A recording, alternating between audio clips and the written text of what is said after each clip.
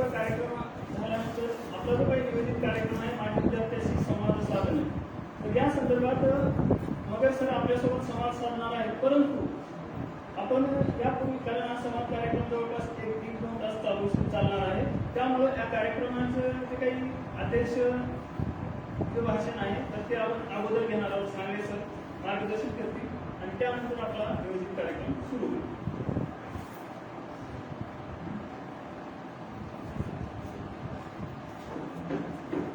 आज आपल्या महाविद्यालयात करिअर संवाद हा कार्यक्रम आयोजित केला आहे. काही दिवसापूर्वी आपल्या महाविद्यालयात माजी विद्यार्थी मेळावा आपण आयोजित केला होता.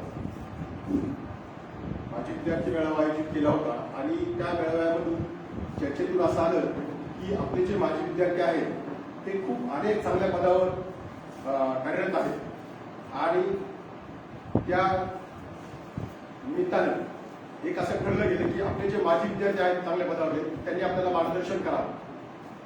आजी विद्यार्थी जे आहेत त्यांना असं ठरल्यानंतर त्याचं पहिलं पुष्प म्हणजे पहिली वेळ या कार्यक्रमाची आज आहे. आजच्या या कार्यक्रमासाठी लातूरहून आपण विशेष आयोजित केलेले आपले माजी विद्यार्थी संजय मगर, या कक्षाचे प्रमुख प्राध्यापक खडंबे सर, या कार्यक्रमासाठी विशेष उपस्थिती प्राध्यापक समाजा Ningale sir, Wache sir, Sadapure sir, Mane sir, Mehde sir, Jogdal sir आणि विद्यार्थी मित्र. आपले जे माजी विद्यार्थी आहेत ते अनेक चांगल्या पदावर आहेत आणि मग त्यांचं मार्गदर्शन तुम्हाला लागावं म्हणजे आजचे जे विद्यार्थी आहेत त्यांना कुठेतरी थोडंसं मोटिवेशनल म्हणजे काहीतरी प्रेरणा मिळेल असं काहीतरी व्हावं म्हणून या निमित्तानं आपण माजी विद्यार्थ्यांना आपल्यासमोर बोलणार आहोत.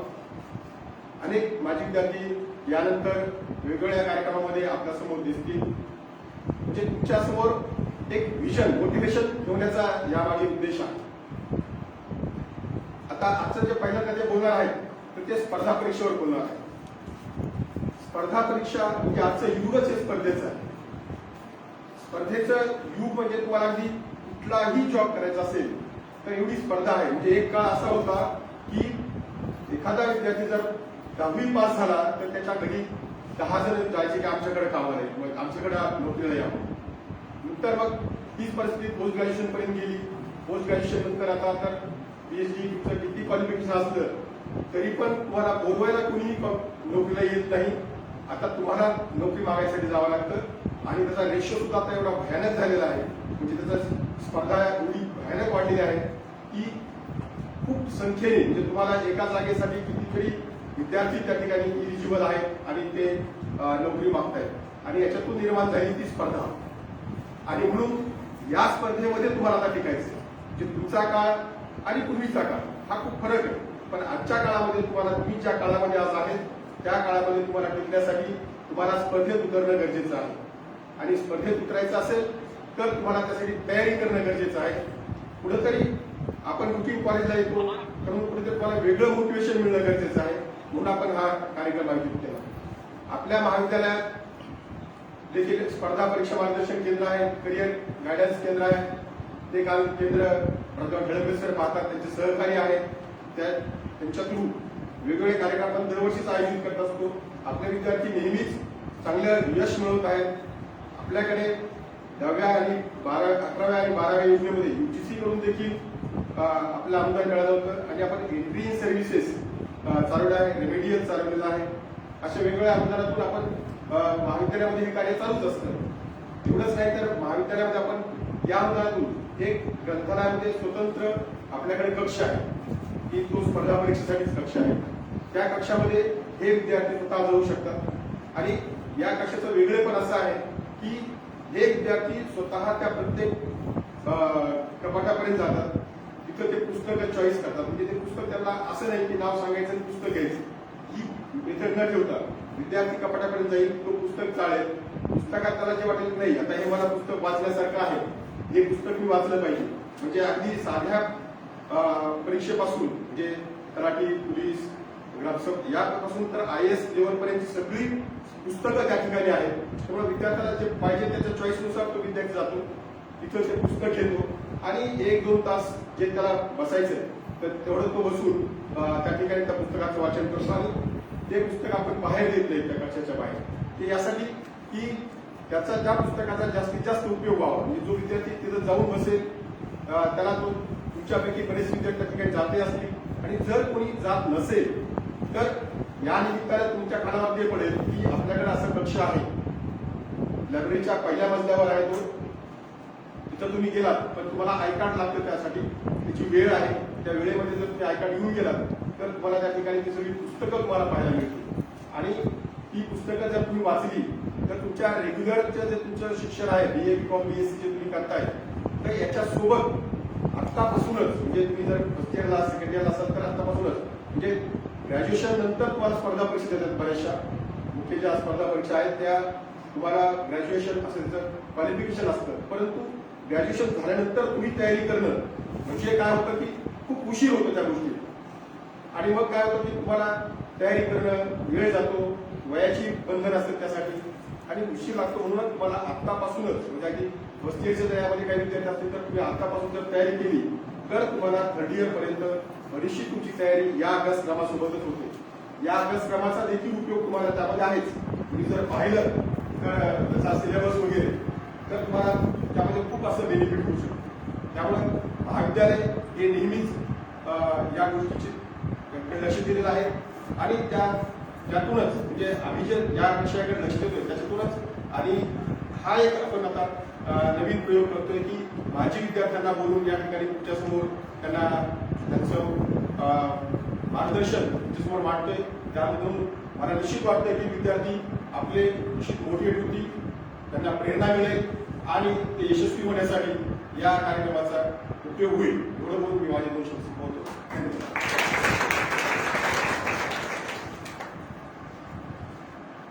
धन्यवाद सर. सागळे सरांनी आपल्या महाविद्यालयामध्ये स्पर्धा परीक्षा आणि प्लेसमेंट सेल या माध्यमातून जे काही उपक्रम राबवले जातात तर त्यासाठी करण्यात येणारे प्रयत्न या संदर्भात आपल्याला माहिती सांगितलेली आहे. त्यानंतर मगर सर आपल्या महाविद्यालयामध्ये 12वी आणि ग्रॅज्युएशन हे शिक्षण घेतलेलं आहे. त्यानंतर पोलीस खाता असेल, शिक्षण खाता असेल आणि आता आरोग्य खाते या खात्यामध्ये त्यांनी वेगवेगळ्या पदावरती काही अनुभव घेतलेला आहे किंवा काम करताना जे काही अनुभव आलेला आहे तो आणि त्यांनी स्पर्धा परीक्षेची तयारी करत असताना कशा पद्धतीने केलेली आहे आणि तुम्हाला तयारी करत असताना कुठले तुमच्यामध्ये कौशल्य आवश्यक आहे किंवा सॉफ्ट स्किल गरजेचे आहे तर या संदर्भात सविस्तर असं मार्गदर्शन करणार आहे. तर मी सरांना विनंती करतो की त्यांनी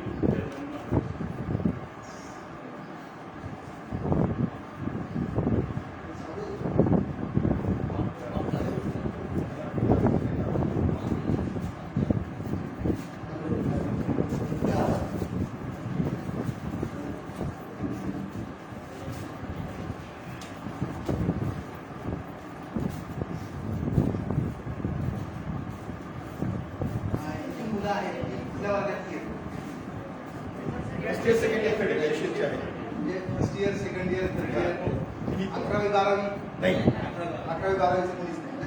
लाईव्ह पण अच्छा लाईव्ह पण आहे. ओके. आजच्या या सत्रामध्ये स्पर्धा परीक्षा म्हटलं की तुम्हाला असं वाटलं असेल मला एक प्रश्न विचारायचा तुम्हाला. तुम्ही थोडंसं मोकळे व्हा ना, एकदम बांधलेले असतील तर मोकळेच व्हा. तुम्हाला जनरल नॉलेज पाहिजे का बेसिक नॉलेज पाहिजे? ओके.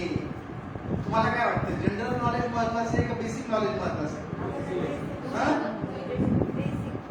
तुम्ही मोकळे व्हा, मोकळे बोला. मी एकटा बोलणार नाही, तुम्हाला सुद्धा बोलायचं आहे आणि आपण खूप छान मजा करणार आहोत कारण मी सुद्धा या कॉलेजमध्येच होतो. आपण बेसिक नॉलेज पाहणार आहोत पण त्याच्यासोबत जनरल नॉलेज सुद्धा पाहूया. सर प्रेझेंटेशन लावता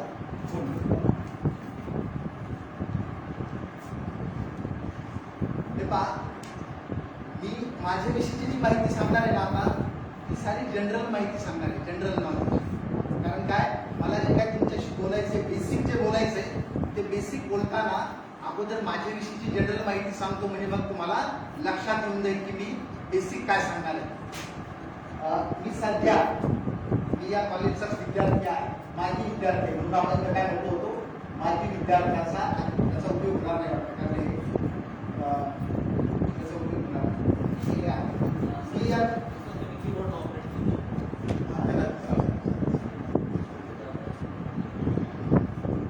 मी या कॉलेजचाच विद्यार्थी आहे, परंतु मी माझी ओळख करून देताना थोडंसं पाठीमागं जातो. म्हणजे आयुष्यातले जे 5 वर्ष आहेत त्या 5 वर्षाचं तुम्ही जे करताय first year, second year, third year, हे पहा ऍक्च्युअल मी 1988 ला 10वीला होतो. तिथं मी जाणीवपूर्वक माझे मार्क टाकलेत पहा, 60% मार्क टाकले. त्यानंतर मी तिथं गेले 88-89 ला मी 11वीला सायन्सला होतो, परंतु ते इथं नव्हतं. ते होतो मी औरंगाबादला. सायन्स केलं मी औरंगाबाद 11वी. आणि मग मला लक्षात आलं 11वी सायन्स करत असताना माझे आई वडील, माझी आई जी आहे ना ती अंगठा बहादर आहे, म्हणजे अंगठा, आणि वडील 8वी पास. त्यामुळं घरी काही विचारायचा प्रश्नच नव्हता. म्हणून मी ठरवलं 10वी नंतर 11वी सायन्स करत होतो. आणि नंतर मला लक्षात आलं की नाही, आपल्याला हे सायन्स नाही आहे वाटलं मला. आणि मग तिथंच मी प्रयत्न केला औरंगाबादला की मला आता 11वी सायन्स मधून 12वीला जायचं. पण त्या कॉलेजने सांगितलं की नाही, तुम्हाला 10वीला चांगले मार्क होते, त्यावेळेचे चांगले मार्क की तुम्हाला आता आम्ही 12वीला जाऊ देणार नाही सायन्सला. आणि मग मी ठरवलं की मग तिथं नाही तर मग आपण काय करू, यांना कुठं सांगूया, माझा TC द्या आणि मी देवराईला असलो. आणि मी 12वीला या देवराईच्याच कॉलेजमध्ये आलो. आणि मग काय केलं, तिथं मी आर्ट्स केलं. आर्ट्स 12वी आर्ट्स. 12वी आर्ट्सला माझे मार्क किती जरी देत पहा, 55%. ग्राफ खाली येतोय, माझ्या मार्काचा जो ग्राफ आहे ना तो खाली येतोय. लक्षात येत असेल तुमच्या, मार्काचा जो ग्राफ आहे तो खाली येतोय. 10वीला 60%, पण नंतर 12वीला 55% मार्क आहे. इथंच होतो मी. नंतर मी काय केलं, फर्स्ट इयरला इथंच BA करत असताना BA फर्स्ट इयर केलं, पण त्यासोबतच ITI केला. आपण सारे मुलं आहेत ना, आता या क्षणी काय करत असतो, काही ना काहीतरी प्रयत्नच करत असतो की मला आयुष्यात काहीतरी सक्सेस मिळवायचं, मला काय करता. आपण सारे ग्रामीण भागात मी पाहिलं असेल की आपण ते चिंचेच्या झाडाला खडे मारतो, दगड मारतो. पहिल्याच दगडामध्ये आपल्याकडे चिंच पडलेली आठवते. आपण हे सारे प्रयत्न करत असतो आयुष्यात. प्रत्येक व्यक्तीने प्रयत्न केलेला असतो आणि तो अशाच पद्धतीने केलेला असतो. फार कमी लोक असतील की जे त्यांनी ठरवलं मला अमुक करायचं आणि तेच केलं. बाकीचे मात्र इथं बसलेले सारे लोक त्यांनी हेच केलेलं आहे की प्रयत्न करून पाहिले की मला कुठे यश मिळते, मला कुठे यश मिळते. आणि हे करत असतानाच मी काय केलं, BA फर्स्ट इयर करत असतानाच ITI सुद्धा. कुणीतरी सांगितलं की ITI केल्यानंतर मग अशी कंपन्या वगैरे कुठेतरी नोकरी मिळते. म्हणजे दोन्ही गोष्टी सुरू झाल्या. त्यानंतर सेकंड इयर करत असताना ITI झालं, पण सेकंड इयर सुद्धा असताना मी कुठेतरी आपल्या खेड्यामध्ये आपण म्हणतो मी कुठेतरी काम करत होतो. परंतु आता नवीन ठिकाणी काय म्हणतात, मी जॉब करतो, पार्ट टाइम जॉब. तर ते झेरॉक्स सेंटरवरती मी पार्ट टाइम जॉब करत होतो. आणखी चांगला शब्द म्हणजे काय, इंटर्नशिप करतो आम्ही. काही नसतं, इंटर्नशिप म्हणजे काय, थोडेसे काहीतरी पैसे मिळतात. उद्देश असतो की आपल्याला तिथं शिकायला मिळालं पाहिजे, काही ना काहीतरी शिकायला मिळालं पाहिजे आयुष्यात. जेव्हा आपण घराच्या बाहेर पडतो, कुणाकडे तरी काम करायला जातो, त्याच वेळेस आपल्याला काहीतरी शिकायला मिळतं. आणि ते जे शिकायला मिळतं ना, ते कुठल्याही पुस्तकात कधीच शिकायला मिळतं.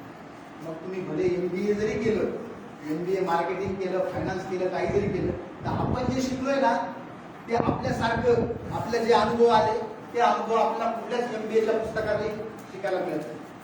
आणि त्यावेळेस कारण विषयच नाही, कुणाला विचारायचा विषयच नाही, फक्त आपणच प्रयत्न करायचा. म्हणून सेकंड इयरला असताना काय केले, कुठेतरी काम करतो. आणि थर्ड इयरला असताना ते जे काय ITI केलं होतं ना, त्या ITIचा एक ट्रायसेम ट्रेनिंग सेंटर म्हणून असतं गव्हर्नमेंटचं. आणि तिथं 11 महिन्यासाठी एक व्हॅकन्सी होती औरंगाबादला, न्यू व्हॅकन्सी. ते शिक्षक 1 वर्षासाठी सुट्टीवर जाणार होते. म्हणून मी जो काय ITI केला ना, त्या ITIच्या बेसवरती मी ट्रायसेम ट्रेनिंग सेंटरला इन्स्ट्रक्टर म्हणून काम केलं. त्यावेळेस थर्ड इयर चालूच होतं. यात काय की आपण नोकरी करत आपण शिकतो किंवा काहीतरी काम करत जेव्हा शिकतो ना, त्यावेळेस जे अनुभव येतात ते अनुभव कुठेच आपल्याला मिळणार नाही. हे सांगण्यासाठी आता हे जे सारं मी माझ्याविषयी सांगतोय ना, हे सारं जनरल नॉलेज, याचा तसा काही फायदा नाही. परंतु तुम्ही ठरवलं तर त्यातून काहीतरी मिळू शकतं, म्हणून जाणीवपूर्वक मी ते सांगितलं. आता BA थर्ड इयर झालं त्यावेळेस मी त्या ट्रायसेम ट्रेनिंग सेंटरचा 11 महिन्याचा जॉब संपला. मग परत मी कुठं आलो, झेरॉक्स सेंटरला परत. म्हणजे आपल्याला बाहेर पडताही आलं पाहिजे. कुठं आपण आतमध्ये गेलो तर तिथून आपलं बाहेर काय ठीक आहे, काय हरकत नाही. आणि त्याच वेळेस मात्र मी MA करत होतो. जे MA फर्स्ट इयर दिसतं ना ते आयुष्यात माझ्याकडून परत कधीच MA कम्प्लीट झालं. कारण MA फर्स्ट इयर करत असतानाच मला पोलीस खात्यामध्ये 1994 मला जॉब मिळाला. आता हा जॉब कसा मिळाला, हे जे काय 4-5 वर्ष आहेत ना, या 4-5 वर्षांमध्ये माझ्यासमोर एकच टार्गेट होतं की आपल्याला आपल्या आयुष्यात यशस्वी व्हायचं. काय यशस्वी व्हायचं, कुठं नोकरी करायची, गव्हर्नमेंटमध्ये जायचंय का प्रायव्हेटमध्ये करायची का कंपनीमध्ये करायची का एखाद्या झेरॉक्स सेंटर म्हणजे ते मारवाड्याचं दुकान आहे, ते झेरॉक्स सेंटर म्हणजे मारवाड्याचं दुकान आहे, हे काहीच माहित नव्हतं. फक्त करायचं आणि काहीतरी शिकायचं. तो जो काही विद्यार्थी आहे ना, तो कंटिन्यू MA चालू असताना होता आणि आता तर मला पोलीस खात्यामध्ये नोकरी मिळाली. ती कशी मिळाली, माझ्या घरातलं कुणीच नोकरीला नव्हतं, म्हणजे नाही, तोपर्यंत कुणीच नोकरीला नव्हतं. मी पहिला व्यक्ती होतो. एम्प्लॉयमेंट एक्सचेंज असताना तिथं त्यावेळेस नाव नोंदणी करावी लागायची. आपण 10वी पास झालो, 12वी पास झालं की तिथं नाव नोंदणी करायची आणि मग असं म्हणायचं तिथून कॉल येईल. म्हणून मी तो तिथं नाव नोंदणी केलेली होती आणि एक दिवशी मला कॉल आला की तुमची अशी अशी एक्झाम आहे औरंगाबादमध्ये आणि तुम्ही त्या एक्झामला जा. तर ती एक्झाम मला माहितीच नव्हती कशी असते एक्झाम, पण मग मी ती चौकशी केल्यावर कळलं की तिथं डिक्टेशनची एक्झाम होती. डिक्टेशन म्हणजे समोर 50 मुलांना बसवणार आणि एक इंग्लिश मधला पॅरेग्राफ ते वाचून दाखवणार आणि आपण तो फास्ट लिहून काढायचा आणि त्याच्यामध्ये स्पेलिंग मिस्टेक करायची नाही. आता हे कशासाठी होतं मला माहित नाही, पण नंतर गेल्यावर कळलं, कारण तो पोलीस खात्यातला स्पेशल जॉब होता. त्याला वायरलेस डिपार्टमेंटमध्ये तो जॉब होता. त्याच्यामध्ये पोस्ट खात्यामध्ये मोर्स कोड नावाचा असतं पहा, कडकट्ट. मोर्स कोड कुणी ऐकलेलं आहे का?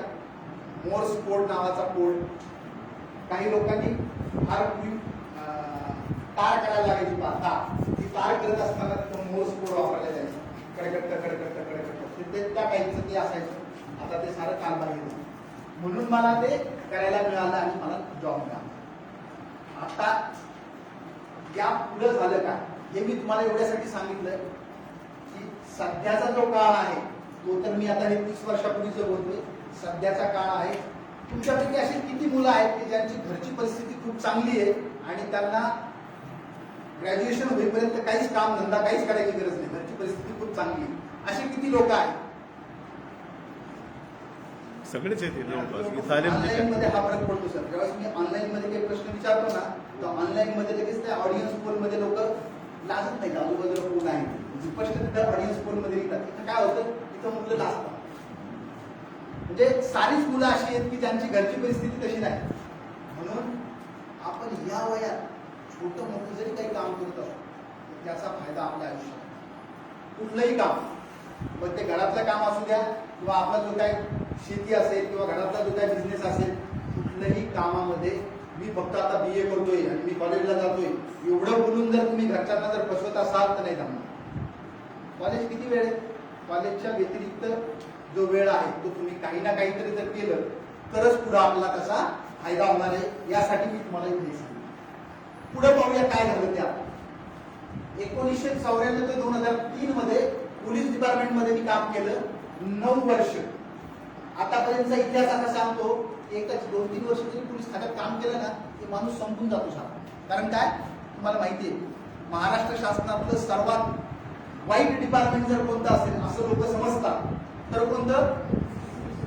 आपल्या घरच्या लोकांना सांगा बरं की मला महाराष्ट्र शासनात नोकरीला जायचं, तर ते काय म्हणतील, कुठल्याही खात्यात जावं तर पोलीस खात्यात जाऊ, असं उगाच म्हणतात. त्यांनाही काही माहिती नसतं. मग त्यांना जर विचारलं ना कोणतं खातं चांगलं आहे, तर आपले पूर्वज काय सांगतात, ते म्हणतात शिक्षण खात्यात. शिक्षण खातं खूप चांगलं असतं. आणि योगायोगाने मी पहिले 9 वर्ष पोलीस खात्यात काम केलं आणि माझा विद्यार्थी तसाच होता. मी स्पर्धा परीक्षेची तयारी या साऱ्या गोष्टी करत होतो, शिकणं चालूच होतं. आणि म्हणून मला काय झालं, 2003 ते 11 परत मला जवळपास 8 वर्ष एज्युकेशन डिपार्टमेंटला काम करायला मिळालं. एज्युकेशन डिपार्टमेंट म्हणजे शिक्षण खात्यात, जिथं तालुक्याला एक गट शिक्षण अधिकारी यांचं कार्यालय असतं आणि त्यांच्या अंडरमध्ये साऱ्या शाळा असतात. त्या ऑफिसमध्ये मी वर्ग 2च्या पदावरती MPSC कडनं जॉईन केलं आणि तिथं मला परत 8 ते 9 वर्ष काम करायला मिळालं. पैठण तालुका आणि जळगाव जिल्ह्यात एरंडोलला मला काम करता आलं. ते चालू असताना परत माझं हे सुरूच होतं. माझ्यामधला विद्यार्थी तसाच होता आणि जसं काय आपलं नोकरीच लागलेली नाही, सारं एन्जॉय करणं चालू होतं. एन्जॉय म्हणजे कोणता? अभ्यासाचा, लोक समजून घेण्याचा, पुस्तकं वाचण्याचा, जे काय चाललंय म्हणजे ऑब्झर्वेशन हे कंटिन्यू तसंच होतं. आणि मग काय झालं, परत 2011 मध्ये मी MPSC ची एक्झाम दिली आणि 2011 ते आता 2021 पर्यंत मी मेडिकल एज्युकेशनला. मेडिकल एज्युकेशन म्हणजे काय, ज्या शाळेमध्ये ज्या कॉलेजमध्ये MBBS करणारी मुलं, MD करणारी मुलं आहेत. म्हणजे जेव्हा मी एज्युकेशन डिपार्टमेंटला होतो त्यावेळेची जी मुलं 7वी 8वी 9वीला होती ना, तीच मुलं आता मला भेटतायत ती आता MBBS करतात. मग ते आमच्या औरंगाबादच्या घाटीमध्ये असतील किंवा लातूरच्या कॉलेजला असतील. आता तुमच्या लक्षात येत असेल की माझं शिक्षण काय, मी तो ग्राफ तुम्हाला मुद्दाम दाखवला होता की तो चाललाय कुठं 60%, 55%, 45%. म्हणजे काय असा गेला पाहिजे असं काही डोक्यात घेऊ नका, दुसरंच काहीतरी घेताना असा ग्राफ गेला तरच जमते. म्हणजे आपण जर हुशार असू तर आणखीन चांगलं, पण याचा अर्थ आपला जर ग्राफ खाली खाली येतोय मार्काचा काय हरकत नाही. त्याच्यासोबत आपलं पुस्तकी नॉलेजच्या व्यतिरिक्त जो काय अभ्यासक्रम आहे त्याच्या व्यतिरिक्त आपण काय करतोय, काय शिकतोय हे सगळं महत्वाचं आहे. म्हणून मी तुम्हाला ते सांगितलं. पुढे पहा, 2014ला ज्या एम्प्लॉयमेंटमुळे मला नोकरी मिळाली होती पोलीस डिपार्टमेंटची, त्याच एम्प्लॉयमेंट अँड सेल्फ एम्प्लॉयमेंट डिपार्टमेंटला MPSC कडनं माझं सिलेक्शन झालं 2014. परंतु मी काही कारणामुळे गेलो नाही. त्यानंतर 2016ला ऍग्रिकल्चरल डिपार्टमेंटला माझं सिलेक्शन झालं MPSC कडनं, पण काही कारणामुळे मी गेलो नाही याच डिपार्टमेंटला. म्हणजेच जवळपास 5 वेळेस MPSCच्या एक्झाम्स आणि त्याच्यामध्ये यश. मग तुमच्यापैकी जर तुम्हाला वाटत असेल की MPSC आणि स्पर्धा परीक्षेसाठी हुशार लागतो, तर ती माझी अगोदरची स्लाईड पहा. मी हुशार होतो का, हुशार असतो ते मार्क दिसलेच असते ना. म्हणजेच स्पर्धा परीक्षेसाठी फक्त हुशारी कामाची नाही. मला किती मार्क आहेत शाळा महाविद्यालयामध्ये ते कामाचं. मग काय कामाचं आहे, ते आहे बेसिक नॉलेज. आतापर्यंत हे सारं संजय मगरच्या विषयीचं आपण जनरल नॉलेज पाहतो. म्हणजे आपण म्हणतो की एखादा क्रिकेटर असतो, सचिन तेंडुलकर काय आहे किंवा रतन टाटा काय आहे, त्यांच्याविषयीची माहिती म्हणजे जनरल नॉलेज. पण ते काय करत होते ते म्हणजे काय, बेसिक नॉलेज. आणि आपल्याला आता जे पाहिजे, या आजच्या सत्रात जे पाहिजे ते बेसिक नॉलेज पाहिजे. ते काही कामाचं नाही, परंतु हे जनरल नॉलेज. स्पर्धा परीक्षेमध्ये जनरल नॉलेज कामाचं आहेच, परंतु जर तुमचं बेसिक नॉलेज जर चांगलं असेल ना, तर जनरल नॉलेज बरोबर ऑटोमॅटिक होऊन जाईल. बेसिक नॉलेज मध्ये जनरल नॉलेज आहेच, इनबिल्ट येते, त्याच्यासाठी वेगळं काही करायची गरज नाही. पण फक्त जनरल नॉलेज मध्येच अडकून पडायचं नाही, म्हणून तुम्हाला सांगितलं. ते काय होतं, जनरल नॉलेज मध्येच आपण अडकून पडतो. हा काय शिकला, तो काय शिकला, तो काय करतोय, तो कसा आहे, याच्यात आपलं अडकून पडायचं नाही. आता याच्या व्यतिरिक्त मी या 25-30 वर्षात काय केलं, म्हणजे कॉलेजमध्ये असल्यापासूनच आजही मला पक्का हे 30 वर्ष वाटतच नाही मला, 30 वर्ष आजही मला असं वाटतं की कुठेतरी आपल्या कॉलेजमध्येच होतो. आणि म्हणजे हे सारं स्वप्नवत आहे, स्वप्नवत. म्हणून आत्ता या क्षणी स्वप्न पाहू नका. तर आत्ता या क्षणी जर तुम्ही काहीतरी केलं तर भविष्यात मजाच करायची. म्हणजे 2 पर्याय, आता आयुष्य करायची आणि नंतर रडायचं का, आता सिरियसली काम करायचं आणि नंतर मजा करायची. हे 2च पर्याय. हे जर पाहिले या 25-30 वर्षात काय केलं, मग यशोदा नावाची एक संस्था आहे, महाराष्ट्र शासनाची प्रशिक्षण संस्था आहे यशोदा, पुणे. तिथं काय होतं, महाराष्ट्र शासनातले वर्ग 1 आणि वर्ग 2च्या अधिकाऱ्यांना तिथं प्रशिक्षण दिलं जातं. आणि मला जेव्हा तिथं प्रशिक्षणासाठी जायला मिळालं त्यावेळेस तिथल्या काही लोकांच्या लक्षात आलं की अरे तू तर प्रशिक्षण घेतोच, पण तू प्रशिक्षण देऊ शकतो चांगल्या प्रकारे. हे मला तिथल्या काही लोकांनी लक्षात आणून दिलं. आणि मग मी आता एक प्रशिक्षक म्हणून हे जे ट्रेनिंग नावाचं जे फील्ड आहे प्रशिक्षण, त्याच्यामध्येही काम करायला लागलो. त्यानंतर सोशल अवेअरनेस वरती एक सामाजिक उत्तरदायित्व म्हणूनही काम करतोय, एक चांगला ऍडमिनिस्ट्रेटर म्हणून काम करतोय. 3 डिपार्टमेंटला काम केल्यामुळं बऱ्यापैकी अनुभव आहे मला, आणि त्यामुळं एक ऍडमिनिस्ट्रेटर म्हणूनही काम करतोय. कॉम्पिटेटिव्ह एक्झाम जे आहे, या एक्झाम मध्ये मी फक्त परीक्षा पास होऊन थांबलो नाही तर आजपर्यंतही सुरू आहे. मला माहित नाही आणखी नाही, आता काल परवाच MPSCचं सारं पेपर भरत आलेलं होतं. ते जे दिसतं ना सध्या पेपरला वगैरे, ते सारं बोगस आहे, ते सारं खोटे आहे. ते आपल्या मुलांचं लक्ष वेधण्यासाठी चालू आहे. याच्यात पडायचं नाही पेपरला काय आलं काय नाही. मग माझं वय निघून जाईल. तुम्हाला खरं सांगतो, वय काही निघून जात नसतं. आजही मला आशा आहे की आणखीन एखादी तरी जाहिरात येईल आणि त्या जाहिरातीमध्ये मी अप्लिकेशन करेल आणि मला परत सिलेक्शन होईल माझं आणि मी कुठल्या तरी डिपार्टमेंटला. आपल्याला फक्त एवढंच माहिती असतं जनरल नॉलेजमध्ये की वयाची अट एवढी असते MPSC. पण एकदा शासनात आलं की त्याच्यामध्ये बरेचसे क्लॉज असतात की गव्हर्नमेंट सर्वंट असेल तर त्याला सूट आहे, या क्षेत्रातला असेल तर त्याला सूट आहे, अशा बऱ्याचशा MPSC असतात. आपण फक्त काय करून बसलोय, PSI, STI, असिस्टंट, राज्यसेवा, याच्या पुढे आपल्याला माहितीच नाही काय. परंतु हे जे काय पेपरला येतं त्याच्यामध्ये काही जास्त बर्डन पडू नका. MPSCचं काम करत राहील, आपण आपलं काम करायचं. कोणतं? बेसिक जनरल नॉलेजचं नाही काम करायचं, आपला बेसिक नॉलेज. म्हणजे आज ना उद्या परीक्षा होणारच आहे. हेल्थ मध्ये काम करतोय आणि एज्युकेशन मध्ये, एवढे माझ्या या क्षेत्रात मी सध्या काम करतो. हे झालं माझ्याविषयीचं जनरल. आता आपण जाऊया बेसिक गोष्टीकडे, बेसिक नॉलेज. हे पहा, आता तुमच्या समोर प्रश्न आहे की मी आता काय करू. सारं ठीक आहे सर, तुम्ही जे सांगताय हे इथपर्यंत आम्हाला समजलं, पण मी आता काय करू एक सांगा. वाट महत्वाचा आहे का भाऊ महत्वाचा आहे? मी काय करू महत्वाचं आहे का मी कसं करू महत्वाचं आहे? भाऊ महत्वाचं आहे. मी काय करू महत्वाचं आहे का मी कसं करू महत्वाचं आहे? कसं करू महत्वाचं आहे. ओके. आणखी तुमच्यापैकी असं कुणी आहे का इथे की ज्याला असं वाटतं की नाही मी काय करू हे महत्वाचं आहे? आणि इथंच आपली सारी गल्लत होती. सारी जी गल्लत होती ना ती आपली इथंच होती. कारण काय, आपले एकच शिकवलेलं आहे लोकशाहीमध्ये, काय सारे लोक जिकडे चालले तिकडे आपण जायचं. म्हणजे काय असतं, बस म्हणजे काही प्रॉब्लेम नाही. हे पहा, हा जो काय आहे ना, काय मी काय करू आणि दुसरा आहे मी कसं करू. हा जो मी काय करू तो म्हणजे आपल्यातला लीडर असतो. मी काय करू हा पहिला प्रश्न आहे, बेसिक प्रश्न. मी काय करू. मग मी जर एकदा ठरवलं की मला काय करायचं, तर मग त्याच्यानंतर कसं करायचं त्याला भरपूर पर्याय आहे. मी जर ठरवलं की एकदा मला शेती करायची, तर मग भरपूर पर्याय आहे. मला कशी शेती करायची, तिथं काय पिकवायचं. पण पहिली गोष्ट काय आहे, मी काय करू. वाट हा आयुष्यातला वाट महत्वाचा आहे. आणि आपलं आजचं जे सत्र आहे ना, आजच्या सत्रावरती मी तुम्हाला तेच सांगणार की तुमच्या डोक्यात जे काय प्रोग्रामिंग झालंय ना ते आधी काढून टाका. आपल्याला हे प्रोग्रामिंग काढून टाकायचं. बरेच वेळेस आपल्या लिडरशिप आणि मॅनेजमेंट मध्ये काय महत्वाचं वाटतं आपल्याला. जर जनरल असं पाहिलं ना, तर आता जसं तुम्ही बोललात ना तसंच तुम्हाला लिडरशिप आणि मॅनेजमेंट मध्ये मॅनेजमेंट भारी वाटत असेल. प्रत्येकाला वाटत असेल की मॅनेजमेंट खूप भारी असतं.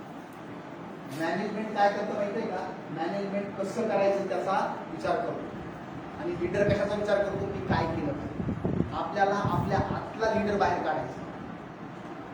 प्रत्येकामध्ये वेगवेगळी कॅपॅसिटी आहे. मी काय केलं पाहिजे. आणि आजच्या सत्रामध्ये आपण मी काय केलं पाहिजे त्याच्यावरती पाहणार आहोत. आणि आपल्यातला जो लीडर आहे तो लीडर बाहेर कसा काढता येईल. प्रत्येकाच्या आतमध्ये एक लीडर आहे.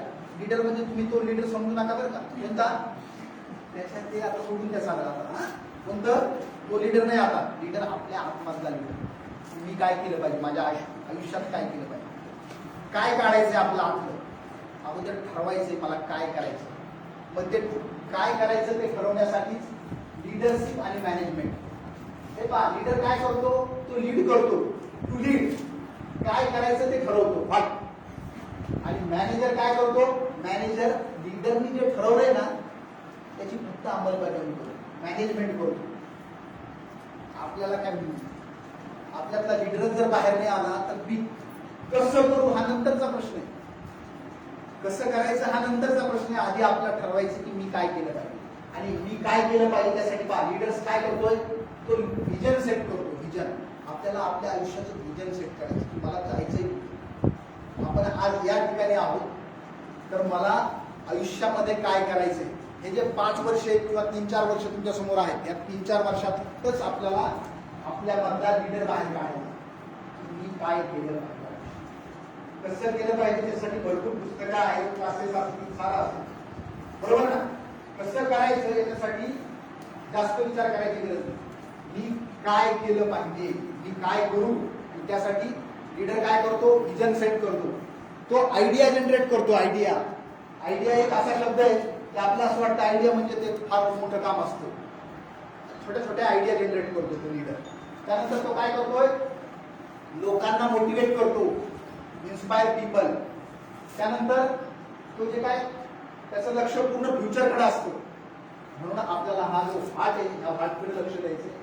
आणि हाऊ म्हणजे काय, मॅनेजर काय करतो, मॅनेजर करतो तो फक्त व्हिजनला फॉलो करतो. व्हिजन फॉलो करतो. जे काय कोणीतरी ठरवलंय ना ते करतो. आपल्याला फॉलोअर व्हायचंय का?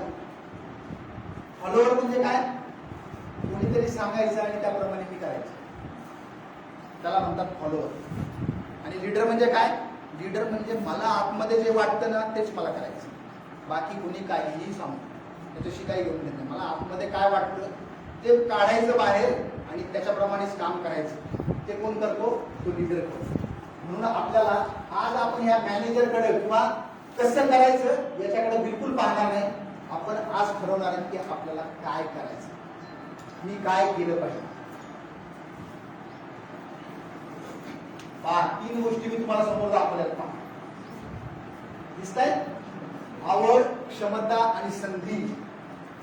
आवड माहितीये ना, प्रत्येकाला काय कशाची तरी आवड असते. काही ना काहीतरी आवडत असेल प्रत्येकाला. तुम्हालाही आवडत असेल. ओके. त्यानंतर दुसरी गोष्ट असते कॅपॅसिटी. त्याला आपण क्षमता म्हणतो, कॅपॅसिटी.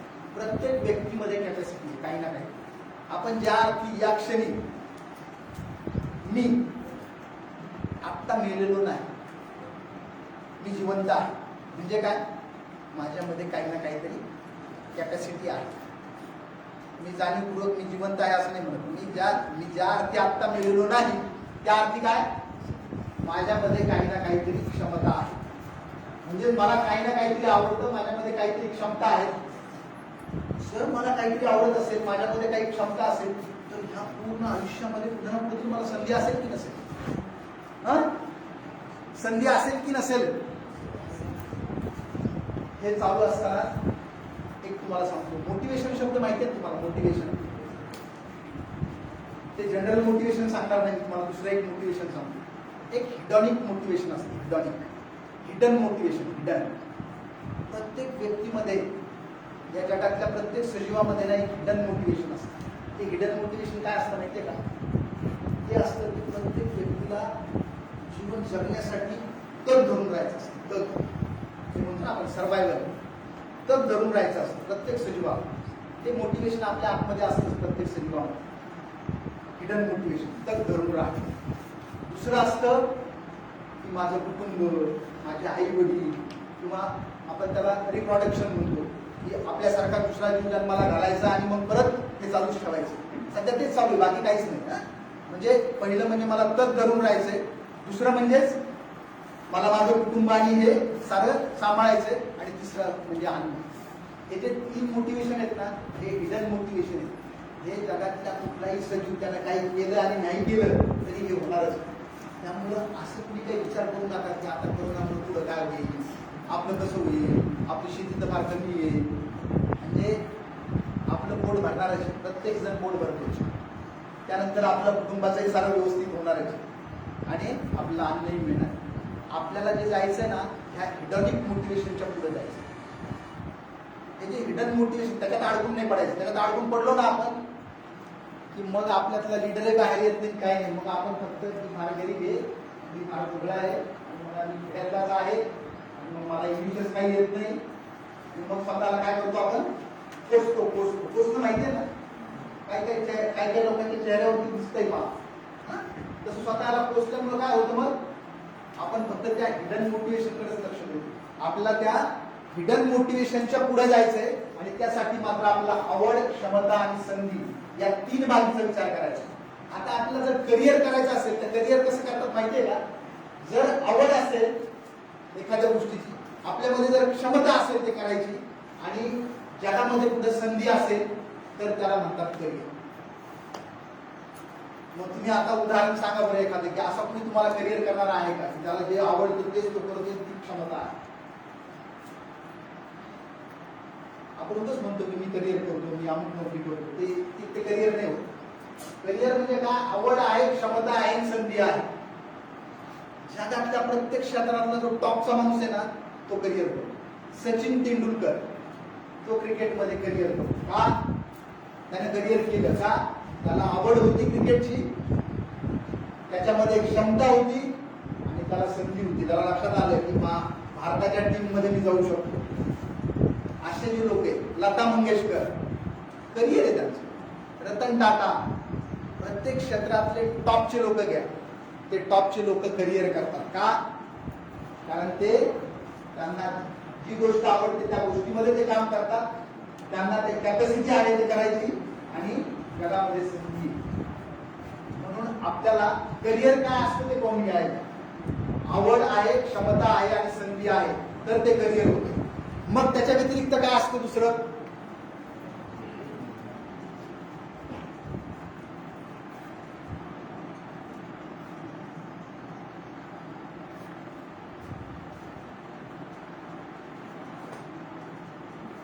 ते कुठे लावलेलं आहे? त्यालाच हो.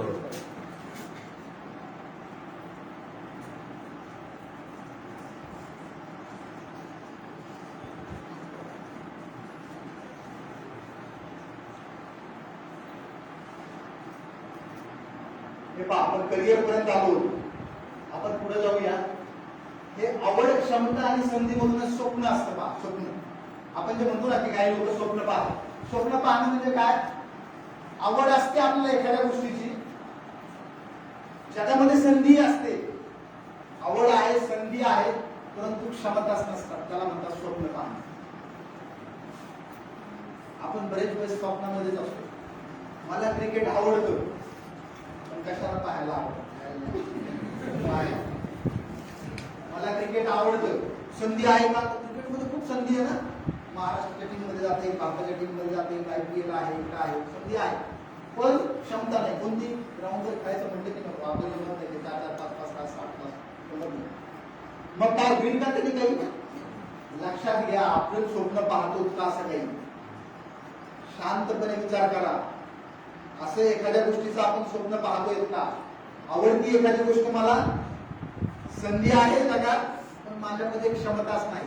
क्षमता आपल्याला क्रिएट करता येतात, वाढवता येतात आपल्यामधल्या क्षमता, पण बेसिक तरी आपल्यामध्ये आहे का हे पाहिलं तर लक्षात येईल की आपण स्वप्न तर पाहत नाही. मग जर समजा कुणाला स्पर्धा परीक्षेतनं जायचं असेल, प्रशासनात यायचं असेल, कुणाला काही क्रिकेट खेळायचंय, कुणाला कोणत्या क्षेत्रात जायचं असेल, ते पाहताना फक्त स्वप्न तर पाहत नाही ना याचा विचार करायचा. त्यानंतर छंद. आवड आहे एखाद्या गोष्टीची, क्षमता सुद्धा आहे, परंतु मायनस काय? आवड अधिक क्षमता मायनस संधी, पण संधीच नाही. तर काय होईल? छंद. तो छंद असतो म्हणजे आवडतं एखाद्या व्यक्तीला काहीतरी, त्याच्यानंतर क्षमता आहे त्याच्यामध्ये, पण आता संधी नाही, त्याला छंद म्हणतात. कोणता? हा माझा छंद आहे. मी जे तुमच्या समोर आलो ना, मला आवडतं. कशाला? मला बोलायला आवडतं. हा माझा काय आहे? ही आवड आहे माझी. त्यानंतर क्षमता आहे का? यस, माझ्यामध्ये क्षमता आहे, बोलायची क्षमता आहे माझ्यामध्ये, पण आता मला संधी नाही. का? कारण मी दुसरीकडे कुठेतरी अटकलेलो आहे, त्याच्यामुळे मला आता संधी मिळणार नाही. याला काय म्हणतात? छंद म्हणतात. आपल्यामध्ये असा एखादा छंद आहे का? किंवा आपण जे करायचं म्हणतोय ते खरंच छंद म्हणून करतोय का, स्वप्न म्हणून करतोय का, करिअर म्हणून करतोय, हे तुम्हालाच पाहायचंय. मी आज आलोय आणि तुम्हाला लगेच असं रेडीमेड काहीतरी जनरल नॉलेज सांगून लगेच तुम्हाला उद्यापासून स्पर्धा परीक्षेला कामाला लावेल असं काहीच नाही. मी तुम्हाला प्रवृत्त करणार, तुम्हाला विचार करायचा.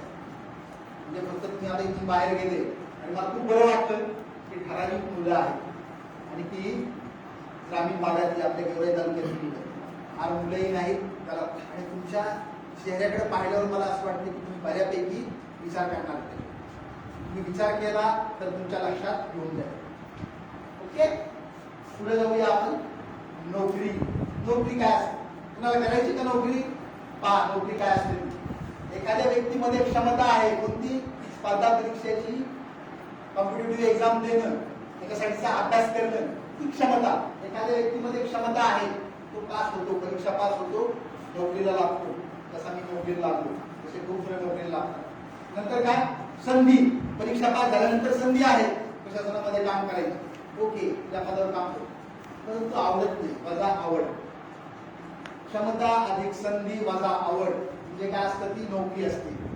मग आता आम्ही काय करतो की समाजात जेवढ्या काही लोक नोकरीला लागलेले आहेत त्यातले मॅक्झिमम नाही, सारेच लोक काय करतात, नोकरीच करतात.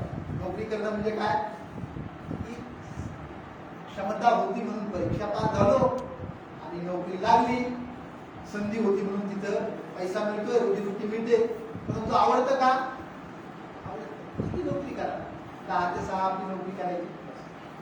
आपण 4 गोष्टी पाहिल्यात पाहता, 4 गोष्टी, आवड, क्षमता आणि संधी.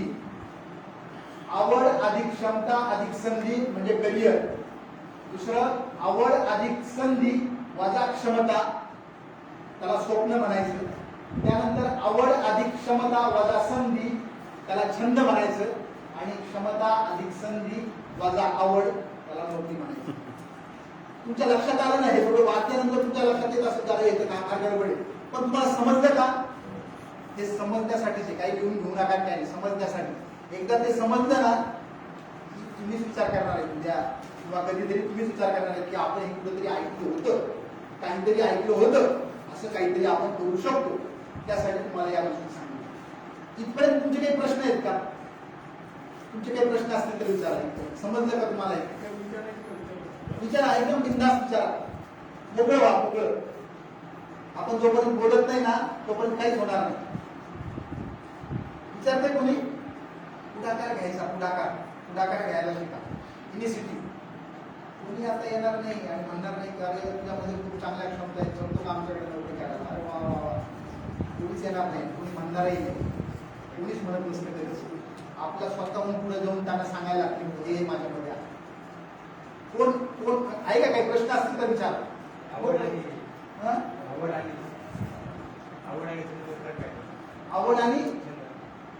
छंद मध्ये आवड मध्ये काय असतं की एखादी गोष्ट आपल्याला आवडते, मनापासून आवडते ना, आणि छंद म्हणजे काय, त्याच्यातून आपल्याला काहीच इन्कम मिळणार नाही, पैसा मिळणार नाही, आपल्याला इव्हन कुणी खायलाही देणार नाही, फक्त आपला आनंद मिळतो म्हणून छंद,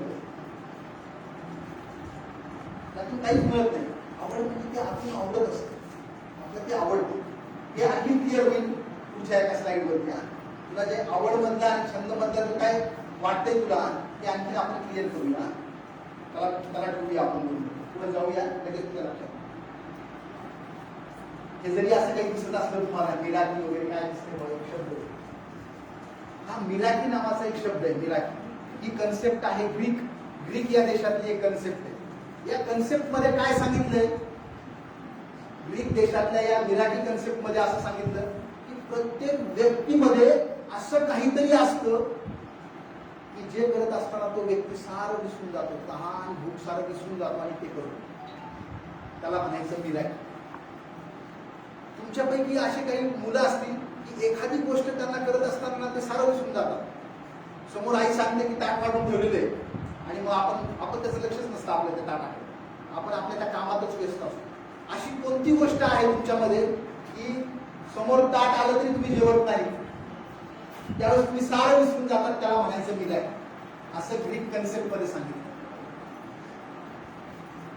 तहान भूक सारं विसरून जातो, आपण स्वतःलाही विसरून जातो आणि ती गोष्ट करतो, त्याला मिराकी म्हणायचं. ती मिराकी म्हणजे आपल्यातली आवड असते. आवड आतमध्ये मला काय आवडतं, आणि प्रत्येक व्यक्तीमध्ये असं काही ना काही असतं. तुम्ही लहान मुलं पहा, आपल्या घरातली जी 5वी 6वी 7वीला असणारी मुलं आहेत ना, त्यांना असं काहीतरी आवडत असतं, ते करत असताना ते सारं विसरून जातात. अशी मिराकी आपल्या प्रत्येकाच्या आयुष्यामध्ये एक असते किंवा एकापेक्षा जास्त मिराकी असते, एक असते किंवा एकापेक्षा जास्त. तुमच्या आयुष्यात असं काही आहे का की जे तुम्हाला मनापासून आवडतं, की तहान भूक सारं विसरून जाता आणि ती गोष्ट करता, असं तुमच्या आतमध्ये काही आहे का, अशी काही आवड आहे का, तुला शोधायची. याला म्हणतात मिराकी. ही ग्रीक कन्सेप्ट आहे, ही आपल्या भारतामध्ये तुम्ही त्याला यूज करत नाही, पण ही ग्रीक कन्सेप्ट आहे. आता तुमच्यापैकी कुणाला क्लिक होतंय का, ठीक आहे, आम्हाला सांगू नका, पण तुम्हाला असं काही क्लिक होतं का की मी ही गोष्ट करत असताना मला खूप मजा येते, मी सारं विसरून जातो, असं काही आठवतंय का तुम्हाला, जाणवतंय का? यस यस यस, असं काही जाणवतंय का? पहा, विचार करा. आणि ते म्हणजे आपली मिराकी. मग ते काही असू शकतं बरं का. एखाद्या वेळेस ते हास्यास्पद सुद्धा असेल. म्हणजे तुम्हाला असं वाटत असेल की मलाच ते आठवल्यानंतर मलाच हसू येतंय, तर मी कसं सांगू आता हे? आणि हे जर असं काही असेल ना तर त्याच्यामध्ये दम असतो. त्याला आयडिया म्हणतात. त्याला बाहेरच्या असं मॅनेजमेंटच्या भाषेमध्ये त्याला आयडिया म्हणतात.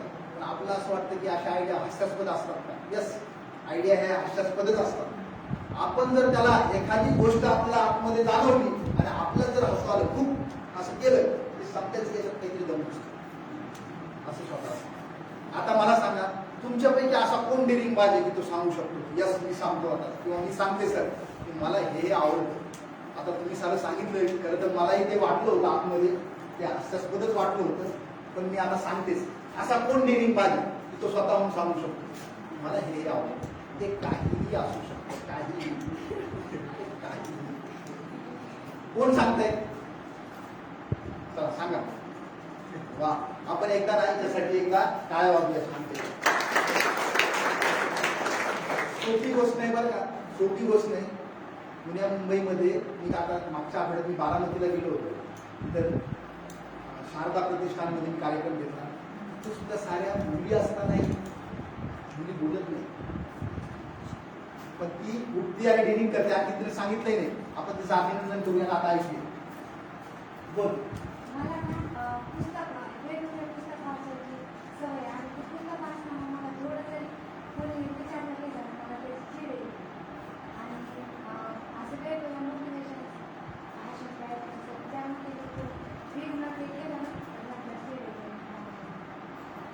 म्हणजे आई पुस्तक वाचते आणि आईने काही डिस्टर्ब केला, कुणीतरी डिस्टर्ब केला तर राग येतो. आपण वाचते आणि हे काय समोरच्या दृष्टीने हे काय पाहते, मोटिवेशनल काय लेक्चर पाहते, पण आतमध्ये ती मिराकली काय तिला ते आवडतंय आणि म्हणून ती ते करते. हे लक्षात घ्यायचं का आपल्याला काय आवडतं. आता हे काय हास्यास्पद नाही, पण तरी आपण काय करतो, आपल्याला असतो सांगायला अशा मिराकी शोधायच्या. मग ही एकच आहे का आणखीन अशा किती आहे? बरं, याच्यातून काय मला सांग आयुष्यात कसं, याच्यातून सांग आयुष्यात याच्यातून काही वाईट होणार आहे का? याच्यातून फायदाच होणार आहे, फायदाच. म्हणून आपल्याला अशा मिराकी शोधता येते. आता तू एक शोधली, अशा आणखी शोधायच्या की असं काय आहे की माझ्यासमोर ताट जरी येऊन पडलं, आवडीचा पदार्थ जरी येऊन पडला तरी मला त्याच्याकडे पाहायची इच्छा होत नाही, पण ती गोष्ट मात्र करावी शकतो. राग येतो तुम्ही जर डिस्टर्ब केली. असं काही आहे का आपल्याला? आणखीन कोण सांगते?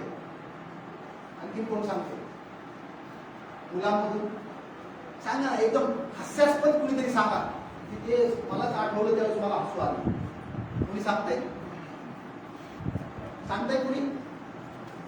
ओके, ठीक आहे, काय हरकत नाही. तुम्हाला मिराकी कन्सेप्ट समजली ना? आपण ओके, आपण पुढे जाऊया.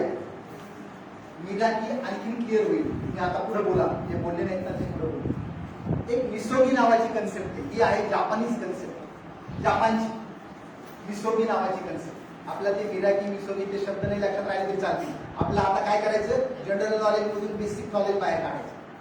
जनरल नॉलेज आहे मिराकी मिसोगी, त्यातनं आपल्याला बेसिक बाहेर काढायचं. ही मिसोगी कन्सेप्ट आहे जापानची कन्सेप्ट. या कन्सेप्ट मध्ये काय सांगितलंय, या कन्सेप्ट मध्ये असं सांगितलं की प्रत्येक व्यक्तीला ना आयुष्यामध्ये असं काहीतरी भव्य दिव्य करायचं असतं. आतमध्ये असं एक मोटिवेशन असतं त्याच्यामध्ये की मला माझ्या या आयुष्यामध्ये काहीतरी भव्य दिव्य करायचं.